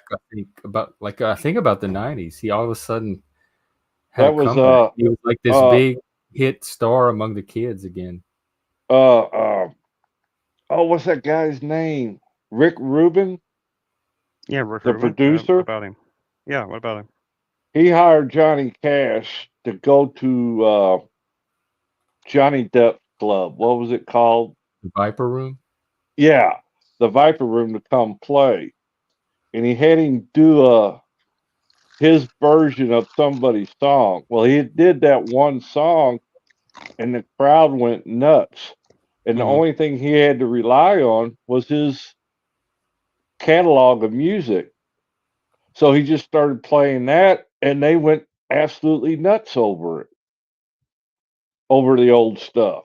And it took off, and Rick Rubin took that and got him going again, remade his career. Yeah, because he started again do lots of. He did a lot of cover songs. He covered Bonnie Prince Billy's "I See a Darkness" too. It's also a brilliant, beautiful cover. In addition is one of Hurt. There's some of the cover songs that they did. I think that they could have chosen a little better. I mean, Hurt was just perfect, but that was phenomenal. I mean, I mean, everybody, including Trent Reznor, agrees that like he doesn't. It's not even his song anymore. Like that song no longer belongs to me. He said he'd never play it again. He said he couldn't in good conscience play that song because it's not his anymore. Which is like. Wow. I guess the song meant something to him too. So like he was kind of upset about it, but like he was like I think he must have realized that in his life at the point that he wrote that song, he didn't nearly have the amount of pain and suffering that earned that song. You know what I mean? like Johnny Cash, Johnny Cash's lived life that song. earned that song. Yeah, Johnny Cash's life earned that song.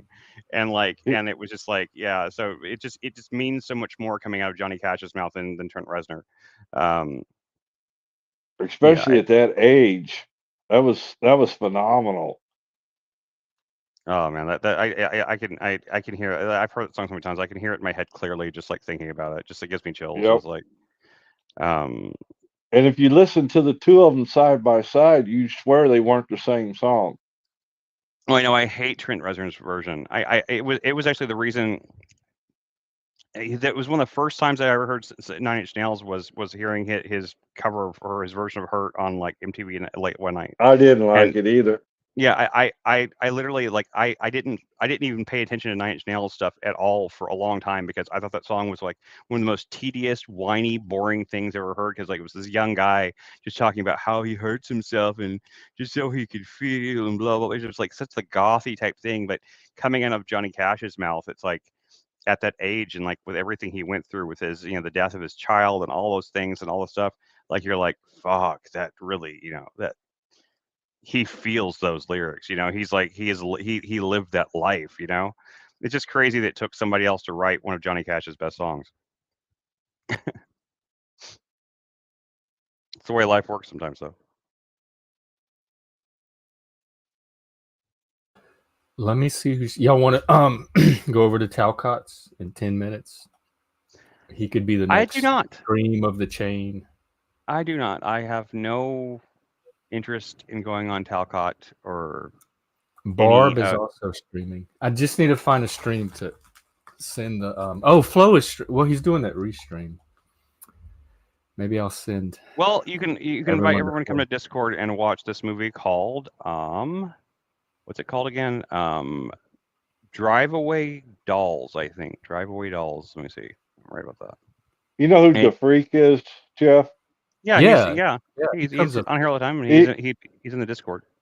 even earlier on Flo's channel, what few minutes I was there, he was talking about how Talcott believes he's the Messiah, or going to be the next Messiah. I've never heard Jack say that, but I haven't watched But as much. he did say on Talcott yesterday, Talcott did say that God's purpose for me is I'm here to present miracles. Yeah, I've heard him say stuff like that. I don't think he thinks he's the Messiah, though. He does. He has all the classic signs of the messianic complex, but it doesn't mean that he necessarily thinks he's the Messiah. That's the word. That was the word. Messianic complex, the Messiah complex. Yes. Yes. He definitely shows signs of having a messianic complex, but like I don't think he thinks. He's I don't see it to the extent that y'all do. The Messiah stuff. I know he sees himself as a prophet and what you said about miracles, but that's not Messiah status to me. There's plenty of people that claim that without claiming they're Messiah. And you know how important I am about precision and nuance and distinction. So that's where I'm coming from. I've never seen Jack Talcott mistake himself for the Messiah and think he was the Messiah, other than just a prophet or a part of that process. So it makes him seem more megalomaniac and delusional than he actually appears to me. That's fair. I mean, I don't think that he's conscious of it. If that makes any difference, I don't think that he. Well, how can you say he thinks he's the Messiah if he's not conscious? He'd have to consciously say something to give you that. Otherwise, it's just vibes, and I don't do vibes. Are not epistemologically sufficient. Saying that you're the Messiah and having a messianic complex are two different things. But did he ever say he was the Messiah? You can't. I did not. I never made that claim. You can't say I'm the Messiah and not be conscious that you're. I'm not making that claim, though. All I'm saying is that I think he has a messianic complex, which means he has a kind of form of kind of self delusion where he believes that he is important in that sense. He has an overplayed sense of what's it called? Delusions of grandeur kind of thing. Like he has delusions of being someone who's going to save humanity, kind of. I don't think he thinks about it in terms of. I don't think he thinks of himself as being the Messiah. I do think that he has a messianic type complex, to possibly even to the point of. I mean, I kind of worry about the guy because I've seen this trend of people trying to setting themselves on fire and all this extreme political shit. And I'm afraid that he has some tendencies that make me feel like he's in danger of going down some of those paths, and I hope that's not the case. I was worried about him for a while for his personal mental health and stuff, but not anything that made me think he was in danger of megalomania. My ex was a megalomania, a huge one. I've been around those people. I lived with them, and I don't get any of that from Jack. Well, maybe he's not. Maybe I got depression, because of his life circumstances. He was stressed out and depressed, like a lot of people on here are. Well, being stressed out and depressed if you have tendencies like that in the first place, it can push you further into that mentality. Yeah, but it can't. Yeah, maybe I haven't. I'm telling you what I've seen, what I've observed, and I haven't watched all the panels. And if you have something that backs up your impression, feel free to show me. But I have not seen what you're describing, and that's fine. I'm not trying to convince you of it. I'm not convinced entirely myself. I'm just saying I've seen some of the signs, but I'm not convinced that's the case. I don't spend a lot of time. And you have a tendency to kind of running with your these impressions and not really being fastidious about facts. Okay, I didn't mean it. I guess I was just saying that I see signs of messianic complex. I don't know that he has it for certain. I do worry a little bit about him and his mental health state. I do worry that he's maybe on a dangerous path for someone like that in his situation, because his whole homing situation, everything, the way it's been going is it's concerning. That he could end up being one of those people that ends up deluding themselves into something crazy. But I genuinely, seriously don't think that he's a dangerous person or anything like that. I don't think he's in any danger of being a dangerous person at this point, except maybe to himself. I do hope that he finds some path that actually gives him a form of action going forward, so that if he actually had a real goal, a real project to focus on that was practical and like on the same level of something that was actually within his reach, then I think he would find a lot more peace and a lot less and get a lot less weird sounding like that. I think that's what he needs more than anything. Is he needs he had his job with the Postal Service, and he really, I think he really did. In the times I've heard him talk about it, he seems like he really felt like it was like there was like God's plan or mission for him to be working there. And when all went to hell, he started turning to these other things, and I worry about him. But I don't know that I'm right. I worry about him too, but not for megalomania. I worry about him for. It's not. I'm not talking about depression and megalomania. I'm talking homelessness. about just like that combination of a messiah complex plus the extreme stress could break someone's brain in a direction that might make him do something. I know, but it rash or sounds like something. you have particular reasons to worry about Jack. Like you've seen specific. I know in general, if someone's under stress and they have these, I know what happens in general. But is there a specific thing you've observed from Jack that gives you a reason to think that that's probable in his situation? Only in my time on his stream, the few clips I've seen from other people. I'm not an expert on Jack Talcott. I know mostly what I know from people like Chuck and from the few little bits I've been on the stream and stuff like that. I don't see him as he's not a stream I particularly ever want to go on or feel very I don't, because I don't see much need in arguing with him because he's so in those things like that. Like there's really no way to have discussions. They have to be arguments because he takes very hardline stances about everything and doesn't entertain much in the form of possibilities outside of those things. So I don't see a lot of reason to engage with him in his chat a lot of time or his channel a lot of times. But it's not like something I constantly worry about either. I don't lay awake at night worrying what's going to happen to Jack Talcott. But whenever he gets brought up, I will say that I see that there's a there's definitely like I hope that somebody out there, he has someone close to him enough that maybe able to look out for him having mental health issues or something like that could actually be serious or something. I hope that he has someone around to. I can think of like way more people on this panelverse than Jack that I would say that about. Well, I mean, especially if he's about to lose his home, that's a big deal. Yeah, but that's different from megalomania. I'm not talking about megalomania. You're saying all of this stuff, and here's what I'm trying to figure out. If it's just vibe, or if there's something specific you can point to that he said that you're like, this thing right here that he said is where this train of thought is originating from. Or if there's nothing specific, but it's just a vague impression that's a vibe, but it's not tied to any particular. I'll go back and try to find the clips that made me come to my assumption. There were specific things that I saw, Jeff, but I don't remember what they were now, honestly. And so you can attribute to intuition or whatever if you want to. There were specific things. I just didn't catalog them or spend a lot of time thinking about them. He's not someone who occupies a great deal of my mental bandwidth. I don't have the mental. I mean, I hate to see anybody in that position. Yeah, exactly. That was my only point, was that I do have concern for him as a hurt human being. I don't think he's a bad person. I don't think that and I think he's a person that probably has good things to offer the world if he would just be able to find like a goal or something that he could work on or do that achievable. Achievable goal. An achievable goal, because as long as he keeps focusing on these massive like top-down change type goals, like going to Congress or making everyone change their mind about something all at once, or I thought he whatever. went to city council this week. They gave him 2 minutes to talk. He talked for 1:15, and it wasn't very good. It was an open mic session at the city council. It's on YouTube. Oh, okay. Yeah, Daniel, it could make him snap, but that seems highly improbable from what I've seen. And Chris seems to be seeing something that makes him think it's way more probable. That's what I'm trying to home in on.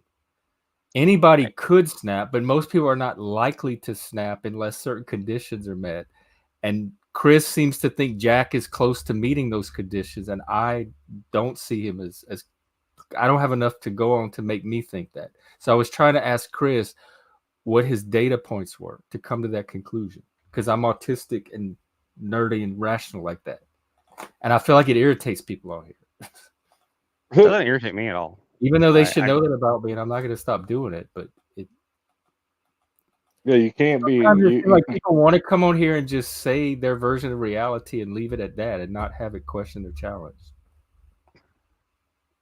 In any case, so to be clear, though, I never used the term megalomania. I didn't mean megalomania. But beyond that, that was my term. But when you said Messiah complex, I feel comfortable using that term.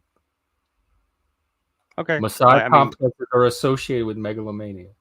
But people with Messiah complexes don't necessarily believe they're the Messiah. They think megalomania.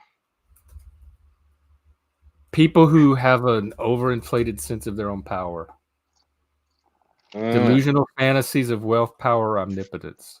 An obsession with grandiose or extravagant things and actions. A form of mental alienation in which the patient has grandiose delusions. That applies to plenty of other panel tubers. But that term would apply. That term would apply. There's definitely a few panel-verse people that applies to, though. Definitely. And I'm saying I haven't noticed these tendencies, and I don't think it's crazy to ask someone to point them out. If you're talking about, I think the guy's a mega, can you show me why you think that? Can you show me something to think that? And it's like, no, I just want you to believe that I think that, but not really pester me about what it's based on. Like I said, I can't remember the exact instance because I didn't put that much. I didn't catalog it or write it down or whatever at the time. But you seem very clear about where your impression is, but the source of it is so vague. That's what I remember you have a very clear, vivid conclusion, but a very vague set of facts that it's built on. That's what's fascinating. And that's because, like, I know my impressions, my intuitions about it. I just don't have the. I guess in the future I won't mention it unless I have like the clips or the specifics to back it up. It was just like it was honestly it was a statement of empathy in the first place. It wasn't a statement of criticism or any kind of like malice towards Jack. I genuinely meant it as a statement of I think I have empathy for someone who has been going through so much stress that they start to think a little off, and that's where it comes from. I just seen those. I've seen signs in him that I've seen in other people in my life, and I've even seen in myself at times. And I recognize those things as kind of dangerous earmarkers. But I don't have I just don't have the memory to go back and think about like, okay, it was on this day and this, and he said this exact thing. It was just it's just been a collection of things that and part of the reason I don't go back there. So, okay. It's not meant to be a definitive statement. I could be 100% wrong. Maybe Jack will lose his house and he'll just immediately find another place to live and there'll be no negative consequences. Maybe it'll somehow bring him back. He's going to lose his house and then go on the street and rant and rave about being the Messiah? No, I never said that, and I never meant that. I worry that and like people that think they're the Messiah or have Messiah. I'm more worried about self-harm type stuff than I am about him snapping in that way. That's what I'm saying. I had some concerns about Jack myself that were more along those lines. And when you brought in the Messiah complex as the dominant concern, it threw me because there are definitely legitimate reasons to be concerned about Jack. I just didn't see that. But one of the components, according to what I read about people with Messiah complexes, that they have a tendency towards martyrdom. They tend to attempt to or try to or do something in a self-harmful way for their cause, for their big for this like bigger reason, this bigger idea, like this big which is like a messianic type idea, Christ dying for the sins of mankind, and that's part of it, and that's the part that worries me, not him going out and ranting and raving saying like Jack could harm himself on behalf of his mission. Yes, like he could do something harmful to himself. Saw anything from Jack that made me think ever that he would harm himself in service of his larger mission. I hope not. I hope for what it's worth, I hope that's I'm why I was curious completely wrong about it. If you had anything specific you saw where he said something that might give that indication. Yeah, and once again, I wish it has literally been the last time I saw Jack Talcott or even like watched any of his panel or anything like that was going back over 3-4 months ago. I don't remember anymore. It's an impression I got back then, and the more I've heard since then, it makes me feel more like that could be something that happened, but I hope not, and I hope that I'm wrong about it, and that nothing actually comes of any of it. I hope that it turns out to be a completely benign and ultimately ultimately that he somehow finds a way to progress in his life from that circumstance and not fall from it. So, well, if he turns out being the Messiah or thinking he's the Messiah, we have you on record as I never said that though, and I do not believe that he's going to think he's the Messiah.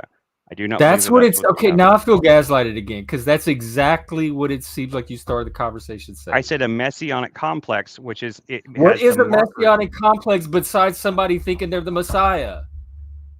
It's someone who believes that they have the ability to save people or to save the world, not necessarily the Messiah, the chosen one of God. Okay, well that is what threw me then, because I thought you were that when I said I didn't see anything like that from Jack, it was him thinking he was the Messiah. I even said that several times over and over, and you never said no, I meant messianic complex. But I did say messianic complex every time I said it. I know, but you never said I meant one that thinks that they could help, not one that thinks they're the Messiah, which is how I was using. I did actually say that earlier. That's okay. That's not a problem. Well, even Daniel Price. Now that we're clear, okay. I Daniel see Price pointed it out in the chat. Check exactly what I said. He said he repeated me verbatim. But I was saying that I because part of messianic complex, I said, has a tendency towards martyrism or this mentality of martyrdom. And that's the reason why it concerns me. But I don't think that it's necessarily definitely going to happen. Jack I just hope like a martyr to me. He I just seems hope like that the people victim, that care about him are plays keeping an the eye. victim card sometimes, but I've never seen him play something that looks like a martyr card. Well, I mean, that's the kind of thing that happens when you have nothing else to lose, more or less. Like whenever this guy that recently, I watched a whole big long thing about this guy that recently lit himself on fire in front of the Capitol, in front of the Trump trial thing. And like there's a whole deep dive into like who he was and like what he was apparently Jack's pretty hard type that could do that. No, but I'm saying if you look at the way this guy was before, he Jack, had we're talking about Jack, not that guy. Yes. We're talking about Okay, Jack. I'm saying, but like you look at how normal that guy was. This guy was super, super normal before his mom died from COVID, and I don't know how normal he was, and I haven't looked into it, so I'm not. Well, there's videos of him. He used to have a YouTube channel. Was completely normal until that point. There was videos. He had a YouTube channel, and shortly after his mother died from COVID, he started making all these crazier kind of posts and social media type stuff, and started talking kind of like this cross between someone who's like really anti right wing and also really anti left wing, and like he seemed to hate all the sides, and like he became more and more, and he was distributing hand printed pamphlets out to people that apparently are extremely difficult to like decipher what he means by them. He literally like snap, and it led to him like doing that thing. And I'm not saying I don't think it's necessarily something that's definitely going to happen in that case. I just saying I'm hoping that there are people that care about him, that are around him, that are keeping an eye out for potential issues like that, because I see the potential for it, even if I don't think that it's necessarily a likelihood. It's very unlikely. It's a very small portion of the population that will ever go that far or fall off that end that deep, but because he does have a public persona like that and everything like that, if that suddenly becomes not available to him because of his circumstances with living, he doesn't have his house and he doesn't place up he has to sell his cameras or something like that, or he doesn't have a phone, and so like he loses that connection to like the audience he has too. It seems concerning to me, but I don't know that it really matters in the end. It may be completely nothing.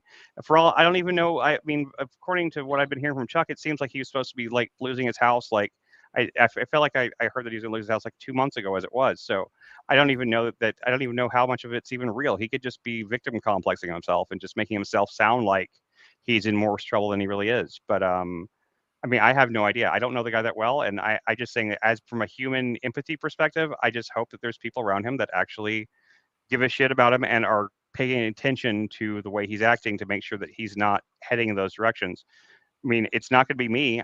I'm not going to go out to try to save Jack Talcott. I just don't. I don't have the bandwidth to deal with that kind of thing right now. But I was saying I that was my only basic statement about it, was that I do see some of the messianic complex things in his personality, and I really hope that people are watching out for that. And if they're not, then I guess, oh well, I don't have anything else really to add to it. Okay. The only part I'm thrown about is when people say they see something and then they can't point to what they see, and so it throws me, because that's my starting point when I try to follow evidence. That's fair. I shouldn't have spoken without having without having receipts. I was speaking more from like I mean like vague memories. That's of why I things asked I've if heard it him was say. vibes, it like instead of anything you actually saw or heard. I mean, I did actually see or hear things, but I don't remember exactly what they were anymore. It's just it didn't strike me at the time of being something I needed to catalog or burn into my memory. But it was a collection of those little moments that led up to like that overall like that vibe. I guess that vibe that you're talking about, the intuition that I feel about it. And like, not that the intuition is saying that this guy's definitely going to do something fucking crazy. Not that, just the intuition that I think that he has that potential, and I hope that there's people that care about him that are around to watch and take care of him if that sort of thing ever comes close. That's all. And that's the end of my diatribe. So the only part that's curious to me is that it's specifically because of this Messiah complex. I'm worried about him too. I hope there's people around him. I want him to do well. I'm hoping, but not because of anything messianic. So it's the fact that you find the biggest danger specifically to center around this messianism that you think he has, not depression or he's losing his house or anxiety or facing home, but because of this Messiah thing specifically.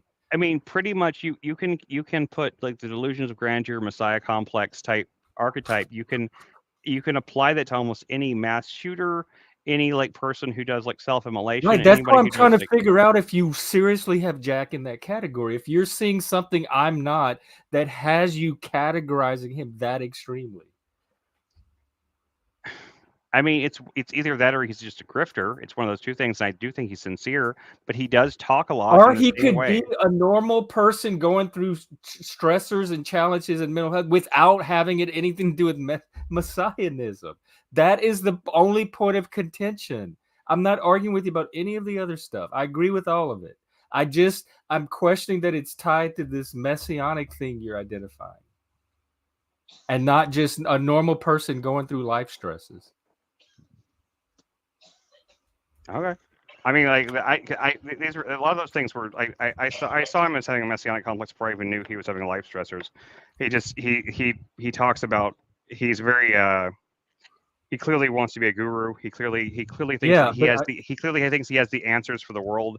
That it's really the only way for the world to be saved is through is by listening to the kind of people like himself and people like him that have these ideas about love and loving everybody and stuff like that. He's very and he does tend to have these like kind of like he gets so he's referred to himself as a prophet before, and you think that's delusions of grandeur? You don't? Not from someone that I know. I know plenty of Christians that feel like they're called to prophecy or feel like they have a message from their spiritual studies or experience to deliver to the world. I don't think that makes him a messianic complex figure. There's a big difference between someone who believes they perceived a prophecy and someone who believes they are a prophet. Those are two different things.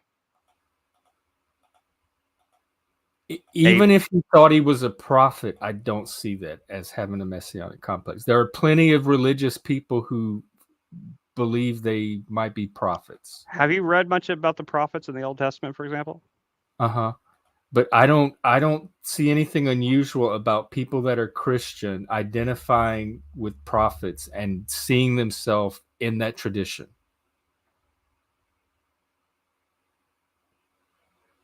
Like it's They all die perfectly normal horribly. for a Christian or somebody who considers himself a Christian to want to bring a message of light and love and peace and have that be a form of what they're calling prophecy and seeing themselves as a prophet, as a vehicle of delivering this message to the world. That's not crazy to me within the Christian framework, nor is it messianic to me within the Christian framework. It would have to go a level or two beyond that to be messianic. Like maybe somebody thinking they're gifted with divine powers by God, or that they alone are God is speaking to them and they have this. I don't think that's what Jack's doing. I think he's just drawing on his religion to deliver a message as a human being and somebody that's a practitioner of that religion. And so when you say Messiah complex, it connotes to me way more than I actually see from Jack. All right then. So I'm just trying to be fair to Jack. Like I have seen him speak of prophecy and prophet, but that's not anything that raised the flag. I'm trying to be fair to Jack too. I'm the not Christian religion. Once again, my comments were not meant as criticism, but as concern. So I've not been. Yeah, I'm not concerned that Jack's gonna think he's Jesus and wander around the street thinking he's. I did not believe. I don't believe that either. Well, I never thought that. I never thought that was the case. But could I see him being the kind of person that puts out that can't, if he can't get access to the internet, he starts making kind of pamphlets or kind of like little tracts that he hands out to people, and that slowly that never crossed my mind once. So I don't know where you got that from. But even if he does, so what? Plenty of Christians I've seen several people do it in my own hometown. Why does that make him like aberrant?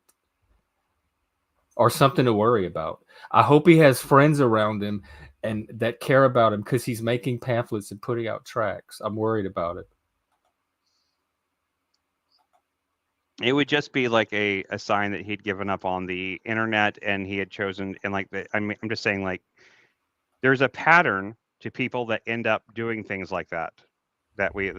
Things that we're not supposed to say them on YouTube and stuff. I know, and I'm asking what the elements of the pattern are that you've noticed, and you said you don't remember, and you have. So this conversation, without that data, the conversation is not going to mean anything. Even if there's a pattern, if you can't show it to me, there's no point in talking about trying to learn what the pattern is, because that's how I'm going to learn it.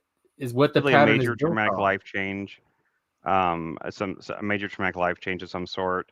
A loss of connection with the community that you already had would be also part of that, because they would lose connection to the community if you didn't have internet Chris, constantly. I understand all of that. I work in mental health. I'm trying to connect it to Messiah, specifically that issue that you raised. I can have all of those concerns about him without being worried about the Messiah stuff, and I do. So I'm trying to understand how this little kernel of Messiah gets tied to all of that, and that's the link that I'm missing.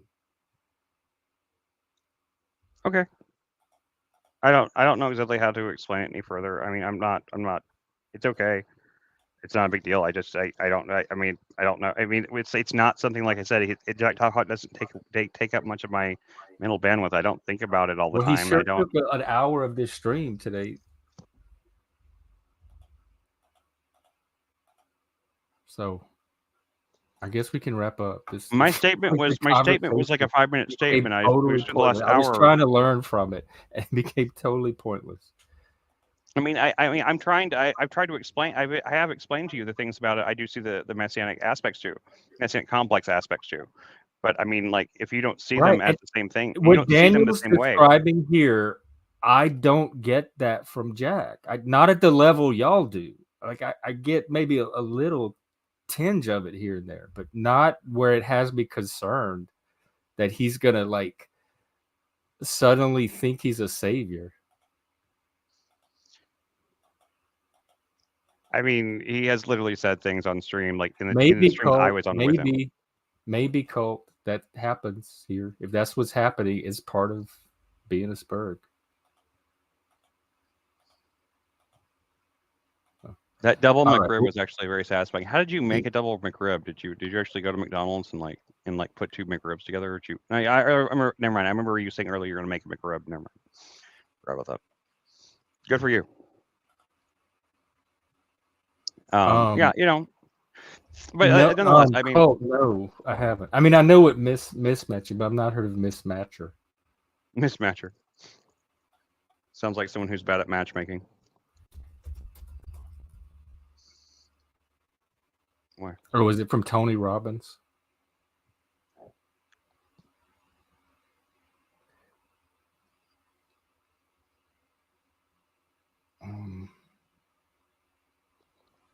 Anyway, I'm reading about it now, Colt.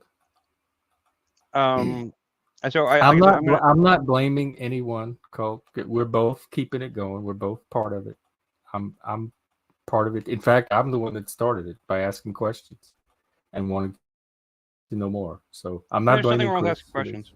Nothing wrong with asking questions. Nothing wrong with wanting to know more. I just didn't know how to explain it any better at this point. Like I said, it mostly because it's not something I have like, as opposed to like, I think, Chuck has thought a lot about it. He's a lot more involved with Jack and stuff like that. And like, I don't have that level of involvement or that level of just that mental level of. But that's because they share a common background. So Chuck is coming from a very particular perspective with experience that he shares with Jack that a lot of us don't have. Just like I do with the autistic people on here. So like I have a very specific background that I share with them that lets me have a certain like take a certain look at them in a very particular way. And Jack, that's the root of Chuck's thing with Jack, because he's evaluating him through a very particular lens that's letting him notice and see things that people without that lens that's acquired through personal experience is going to be able to see.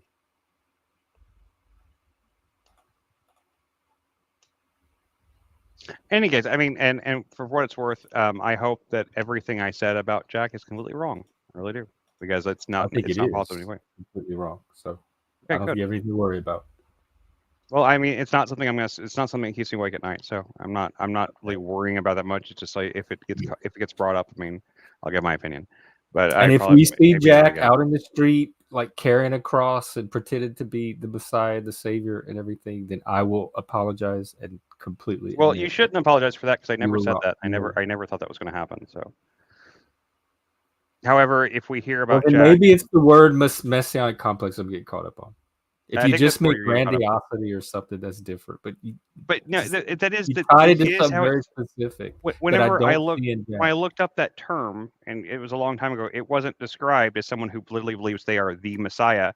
It's someone who believes they have Messiah-like abilities or Messiah-like place mental in the world. State in which a person believes they are a Messiah or a prophet and will save or redeem people in a religious endeavor. So he has some of that strain of prophecy that I have seen. But to me, it didn't rise to a level of concern, because it didn't seem anything out of the ordinary for any other Christian that thinks that they're called to prophecy.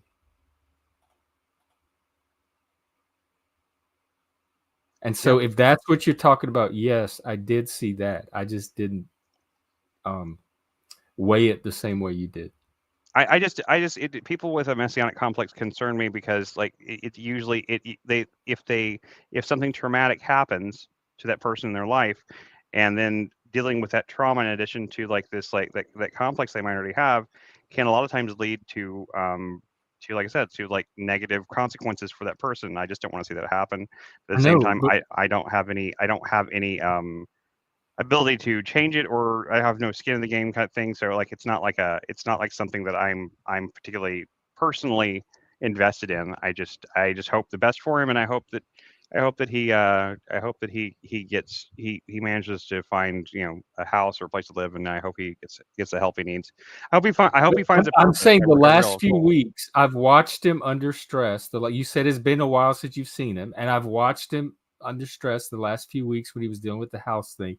And I've noticed his stress increase, and I've noticed his reactions to it, but I haven't seen the messianic stuff increase. So if your concern is people that have that, if they're under stress, it could intensify. I have not seen that happen with Jack over the last few weeks. Now, Colt is saying he has, so I don't know, because I don't watch Jack regularly. So it's possible that it has increased and I just haven't noticed. But the scenario you described that you were worried about, I have not seen. I've seen other stress like related symptoms that I am worried about, but they're not related to an increase in his sense of being a prophet and stuff. That has not seemed to gotten any greater than it always has been. Oh yeah, and I sincerely hope that's the case. I hope I'm wrong about all that shit. I don't want to be right about it. So yeah. I mean I didn't mean to talk about that wrong anyway. I just That's a good question, Jeff, because we kind of struggle with that here too. Chris. Yeah, me too. I'm not. I'm a few steps away from that situation myself. I'm not quite where Chris is, but I'm not comfortably far enough away from it either. So that's why if I can get like some part-time gig work or something, I'll be okay. But we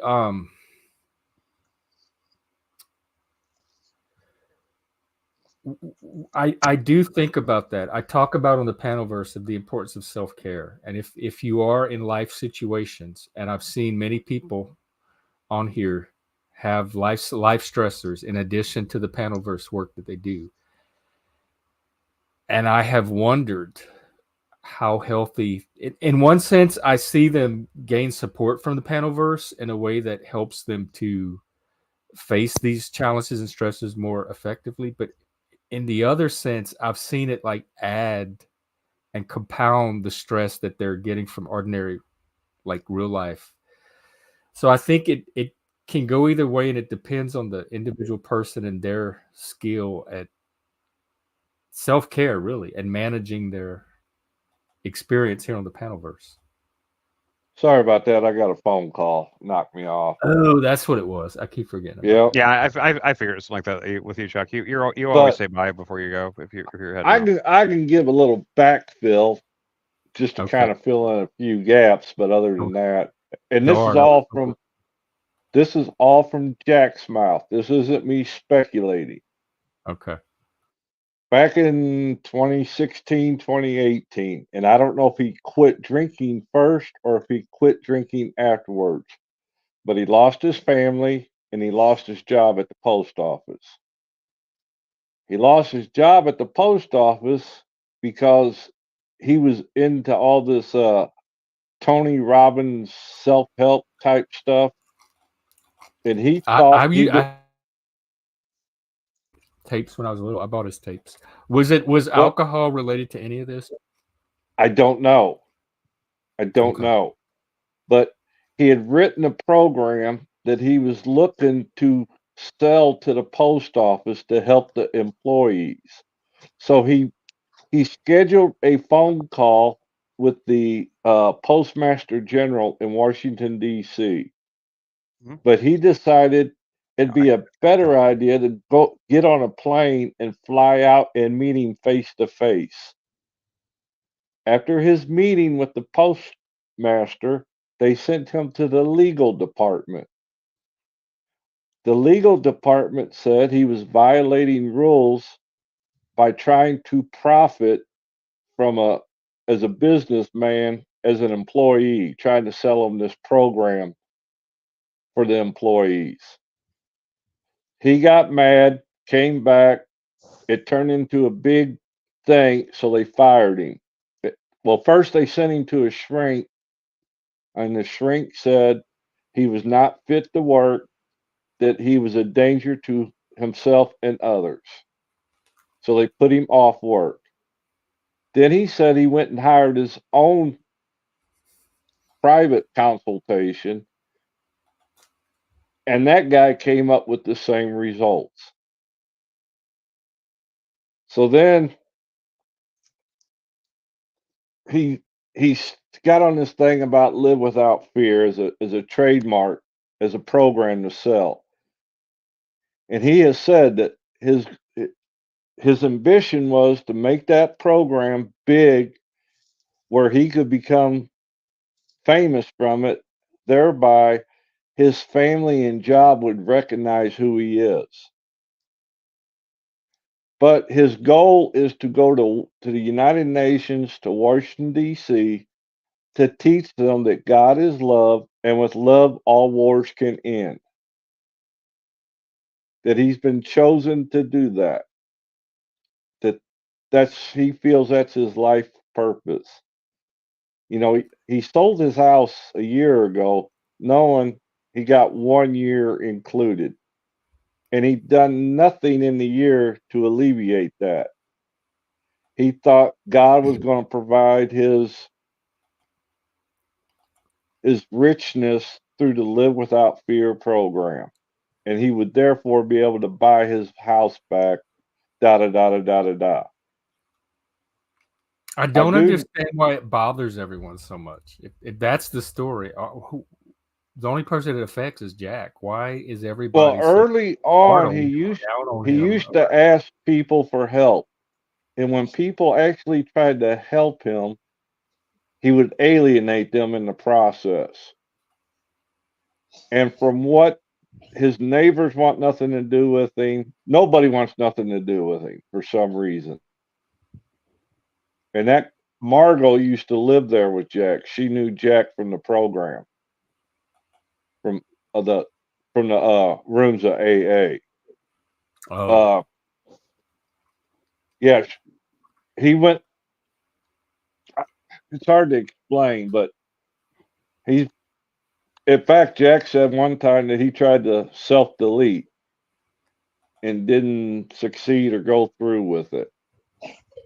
This is stuff he's talked about on the stream? Yes. Everything I'm saying is what he's talked about on stream. And I've tried talking to him before on a personal level, and he told me that, I said, look, you want to help somebody, go down to find a drunk and sober them up, help them get sober. And he said, fuck the single drunk. I'm here to save the masses. My message is too important for one person alone. Is that what started your yeah, like thing against him? Yeah. He got really he hung up on me. Because okay, here's when was this? When did this happen? Oh, this would have been 8 months ago.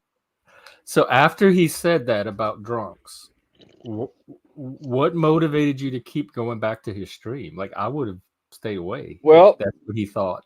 I thought maybe I could connect with him as being a drunk on that level. Because you had the Messiah complex. You would try to save. No. Jack. It's a kinship with another fellow drunk. It takes one to know one. But he takes no accountability for his family leaving him and for his job being taken away from him. He takes no blame. It's all them. Why did his family leave him? I do not know. Okay. I assume it's from the drinking. That's what I asked if there's alcohol involved. Yeah, I assume it's from the drinking. And they left, and his son wanted absolutely nothing to do with him after that point. But he's paid people to try to contact his son, and every one of them got what do you do that when someone blocked? Their calls got blocked. All of Jack's numbers are blocked because the kid wants no contact with him. But Jack keeps trying anyway. I don't understand why it bothers everybody else so much. Like, if I heard that story about somebody, I'd be like, "Oh, that's an interesting story." But I wouldn't particularly. I think it's to the fact that he went on for so long asking people for help, when the real truth of the matter was he wanted specific help, like get me in contact with my family. See, that's what happened between him and Moose. Moose volunteered to be his producer. And then Jack decided to give Moose some money for doing that. But there was stipulations tied to it, which Moose wasn't aware of. This was all informal. They didn't have any kind of contract. Right. And, if Jack wouldn't put everything on the internet that he did, it probably wouldn't be that big of a deal. I still haven't heard anything that it sounds like that big of a deal or that out of the ordinary for the stories from that population. The story he tells about this was in the last couple of months. He went to the LDS church, which is Mormon, right? Mm-hmm. And so he was talking to them, I guess, after the service or whatever it was, and he wanted to know what a prophet was. And then he said, well, I think I'm a prophet. And he said that was the end of the conversation when he said that. They butted heads. I know What this happened with Moose? You were saying that he had paid Moose some money and then something happened? Yes, he wanted Moose. Yes. He wanted Moose to go out of his way to try to contact his family on his behalf. And Moose wasn't comfortable doing it, I don't believe. Okay, I can understand that. So then Jack got really mad at him. And then he ended his relationship with Moose? Yeah. You know, and there's been times when Jack has said things where he's coming across as having the God complex, the Messiah complex. That's what Chris was. Not that he is God, but that he's walking the way of Jesus, and God has chosen him for this specific. It's his verbiage he uses. Do you know how many Christians I know that say that and think that way? That like 90% of them think that they're walking the way of Jesus. And that they're chosen to do this? That's not the case with most Christians I've known. I've known only maybe one other person who actually fit that criteria, but I'm not saying you haven't. You do live in a completely different part of most Christians I know believe that they are following the Lord and walking the ways of Jesus. That's their whole life. No, they think they're following the Lord, but they don't believe that they are called by Jesus to help save mankind. Some of them do. Some of them feel called for all kinds of things. They feel called to volunteer. They feel called to go on. I had a friend that went on a mission to like some third world country. She was part of this Christian group or program. She felt called. She like left her job to do it and everything. She felt called. It's not weird to me for Christians to, or even religious people in general, to feel called to do things. I'll find it. It seems like Jack being again treated unfairly and singled out for something that's other people are doing just fine with no comment. And I'm trying to get the root of what people's objection to Jack is. They don't do a show where they present themselves as a guru that's trying to actually promote those things in a certain context, probably. But I don't, just because there's plenty of people on YouTube that do that. If you don't like them, why do you make your whole life about watching their channel? Like you're I don't. I mean, I don't watch his channel. I'm just saying people in general. With Jack, they have all these complaints about, but they're glued to his stream every day. And I think it's the train wreck scenario. They're watching a train roll down a track and they're waiting for it to crash. I guess he just doesn't seem like that much of a train wreck to me.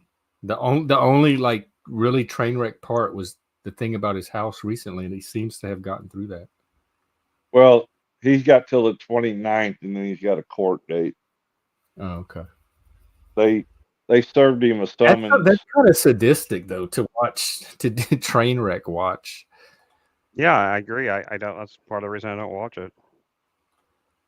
Hey, Dom. Yeah. Hey, Chris. Our Dom. Dom, do you got me blocked? Domenico? Dom? Yeah, I can't see any of his chats anymore. Yeah, I haven't seen any of his chat. I mean, he hasn't been chatting. I don't think he's really been chatting today. I only saw. Yeah, I haven't seen any chats from him. He was over on another channel. I was trying to. But you have him right here in front of you. So hi, Dom. Hi, Dom. Hey guys.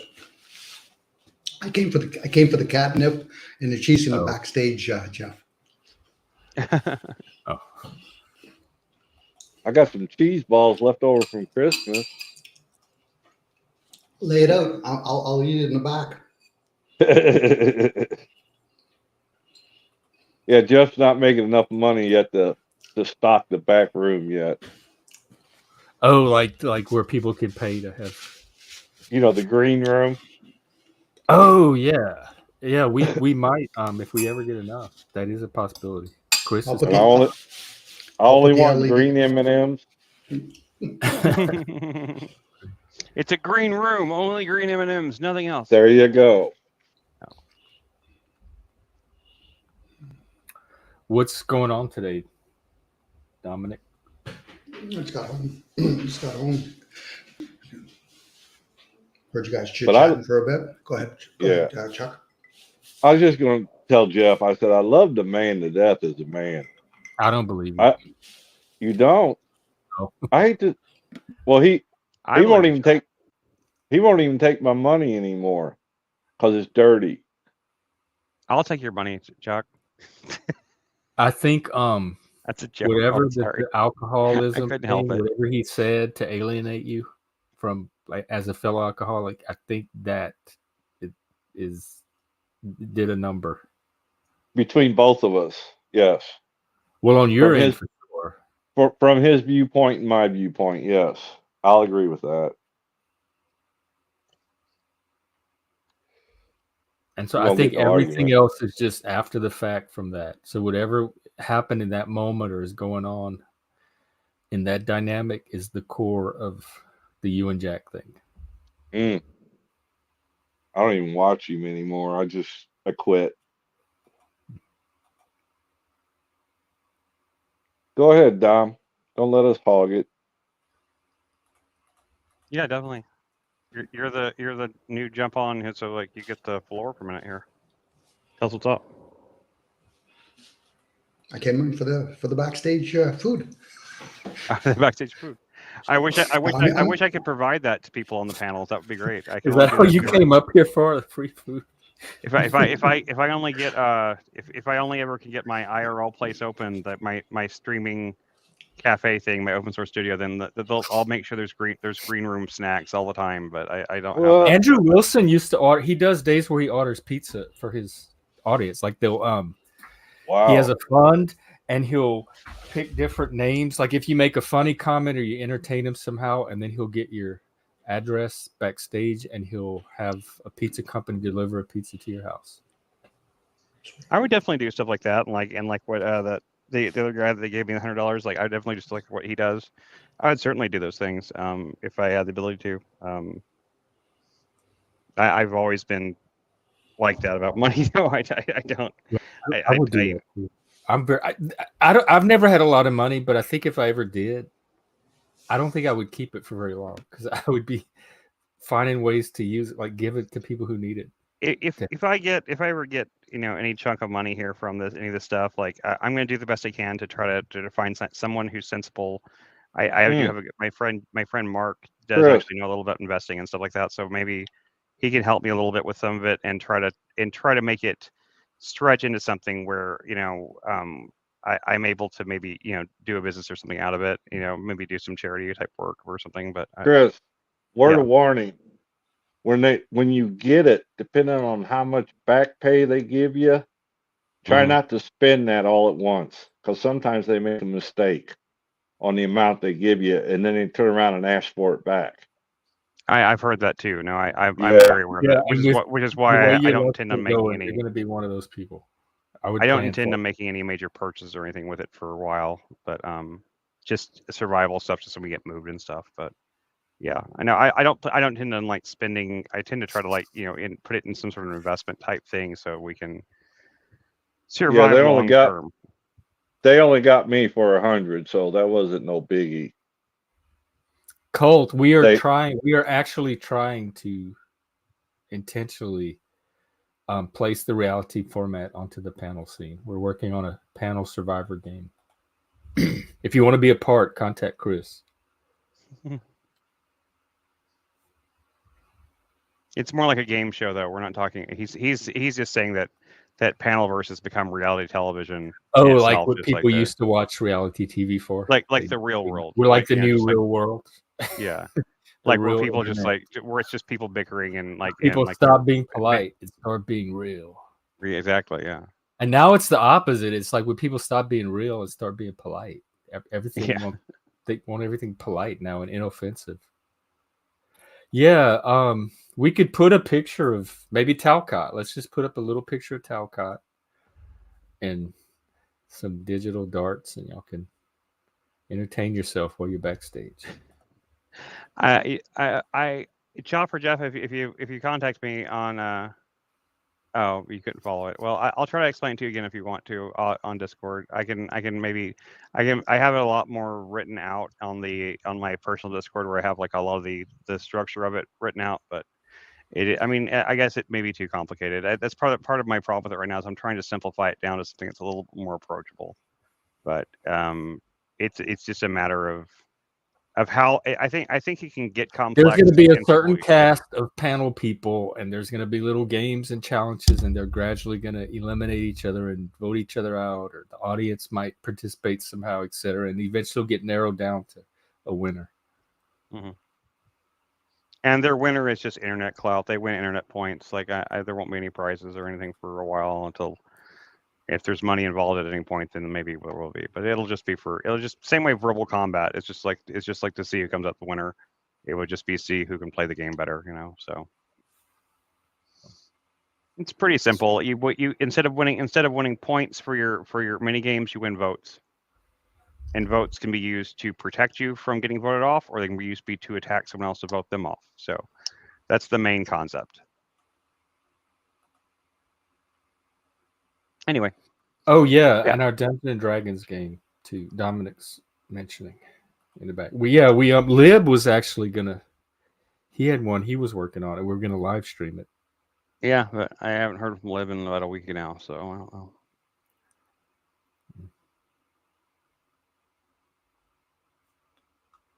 The writer isn't as much of a spoiler until you type of the writer like whenever like an actress or a musician, the green M&Ms has a writer in their contract to make sure that like things are okay. I never thought about like that. That's interesting. Yeah, that's what I've always heard too. They do it as a test to see if they're actually reading all of the demands in the writer.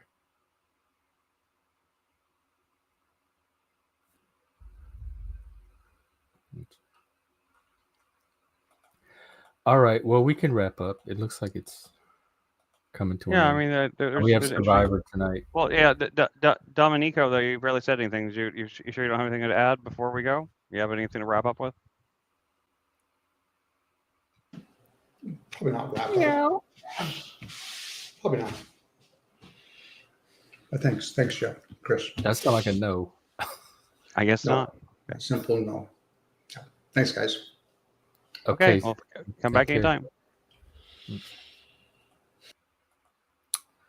You got to feed your guests better. We do. We need a budget. If we could get monetized, y'all would start to see such a difference, I think, in the stream, because we'd be able to. People, just remember the things you hear and the people you see and all this on YouTube. Just remember, when you go to bed at night, you're not going to bed with these people. So just forget about them. Amen. Amen. It's not real. It's just a figment of our imagination. All right, guys, later. All right, Chuck. Take You have care, a great Chuck. one, man. And let me see what other stream I can see too. Flo was streaming earlier. Let's see who's on now. Now you guys can go over to stream. I'm going to be playing this movie that I put the trailer for up earlier. It's called Runaway Dolls. It's directed by one of the Coen brothers, and it's I don't know. It looks like an entertaining little comedy crime noir. So it'll be in the Discord if anybody wants to join, and I'll probably start it in like 30 minutes or so. I'll probably give it like 30 minutes, but I will be playing that, and then we'll have Survivor tonight, and then later tonight I'm gonna be also streaming a movie called Late Night with the Devil, which is kind of like a newer movie that looks really cool.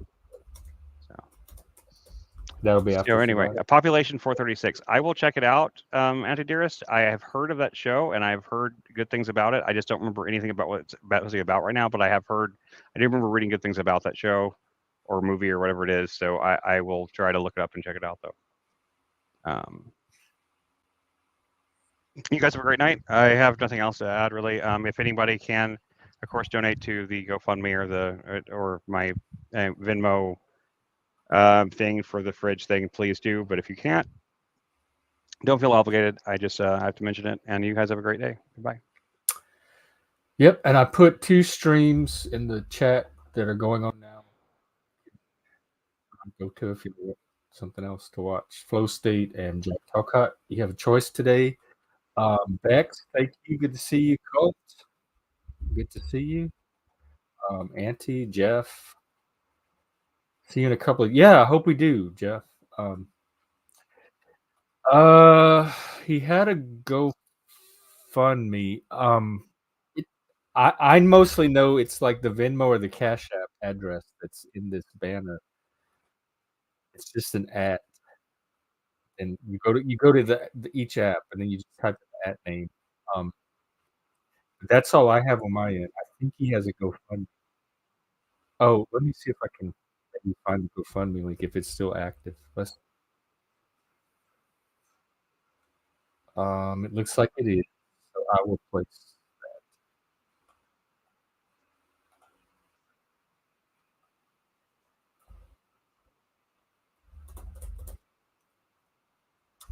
There you go.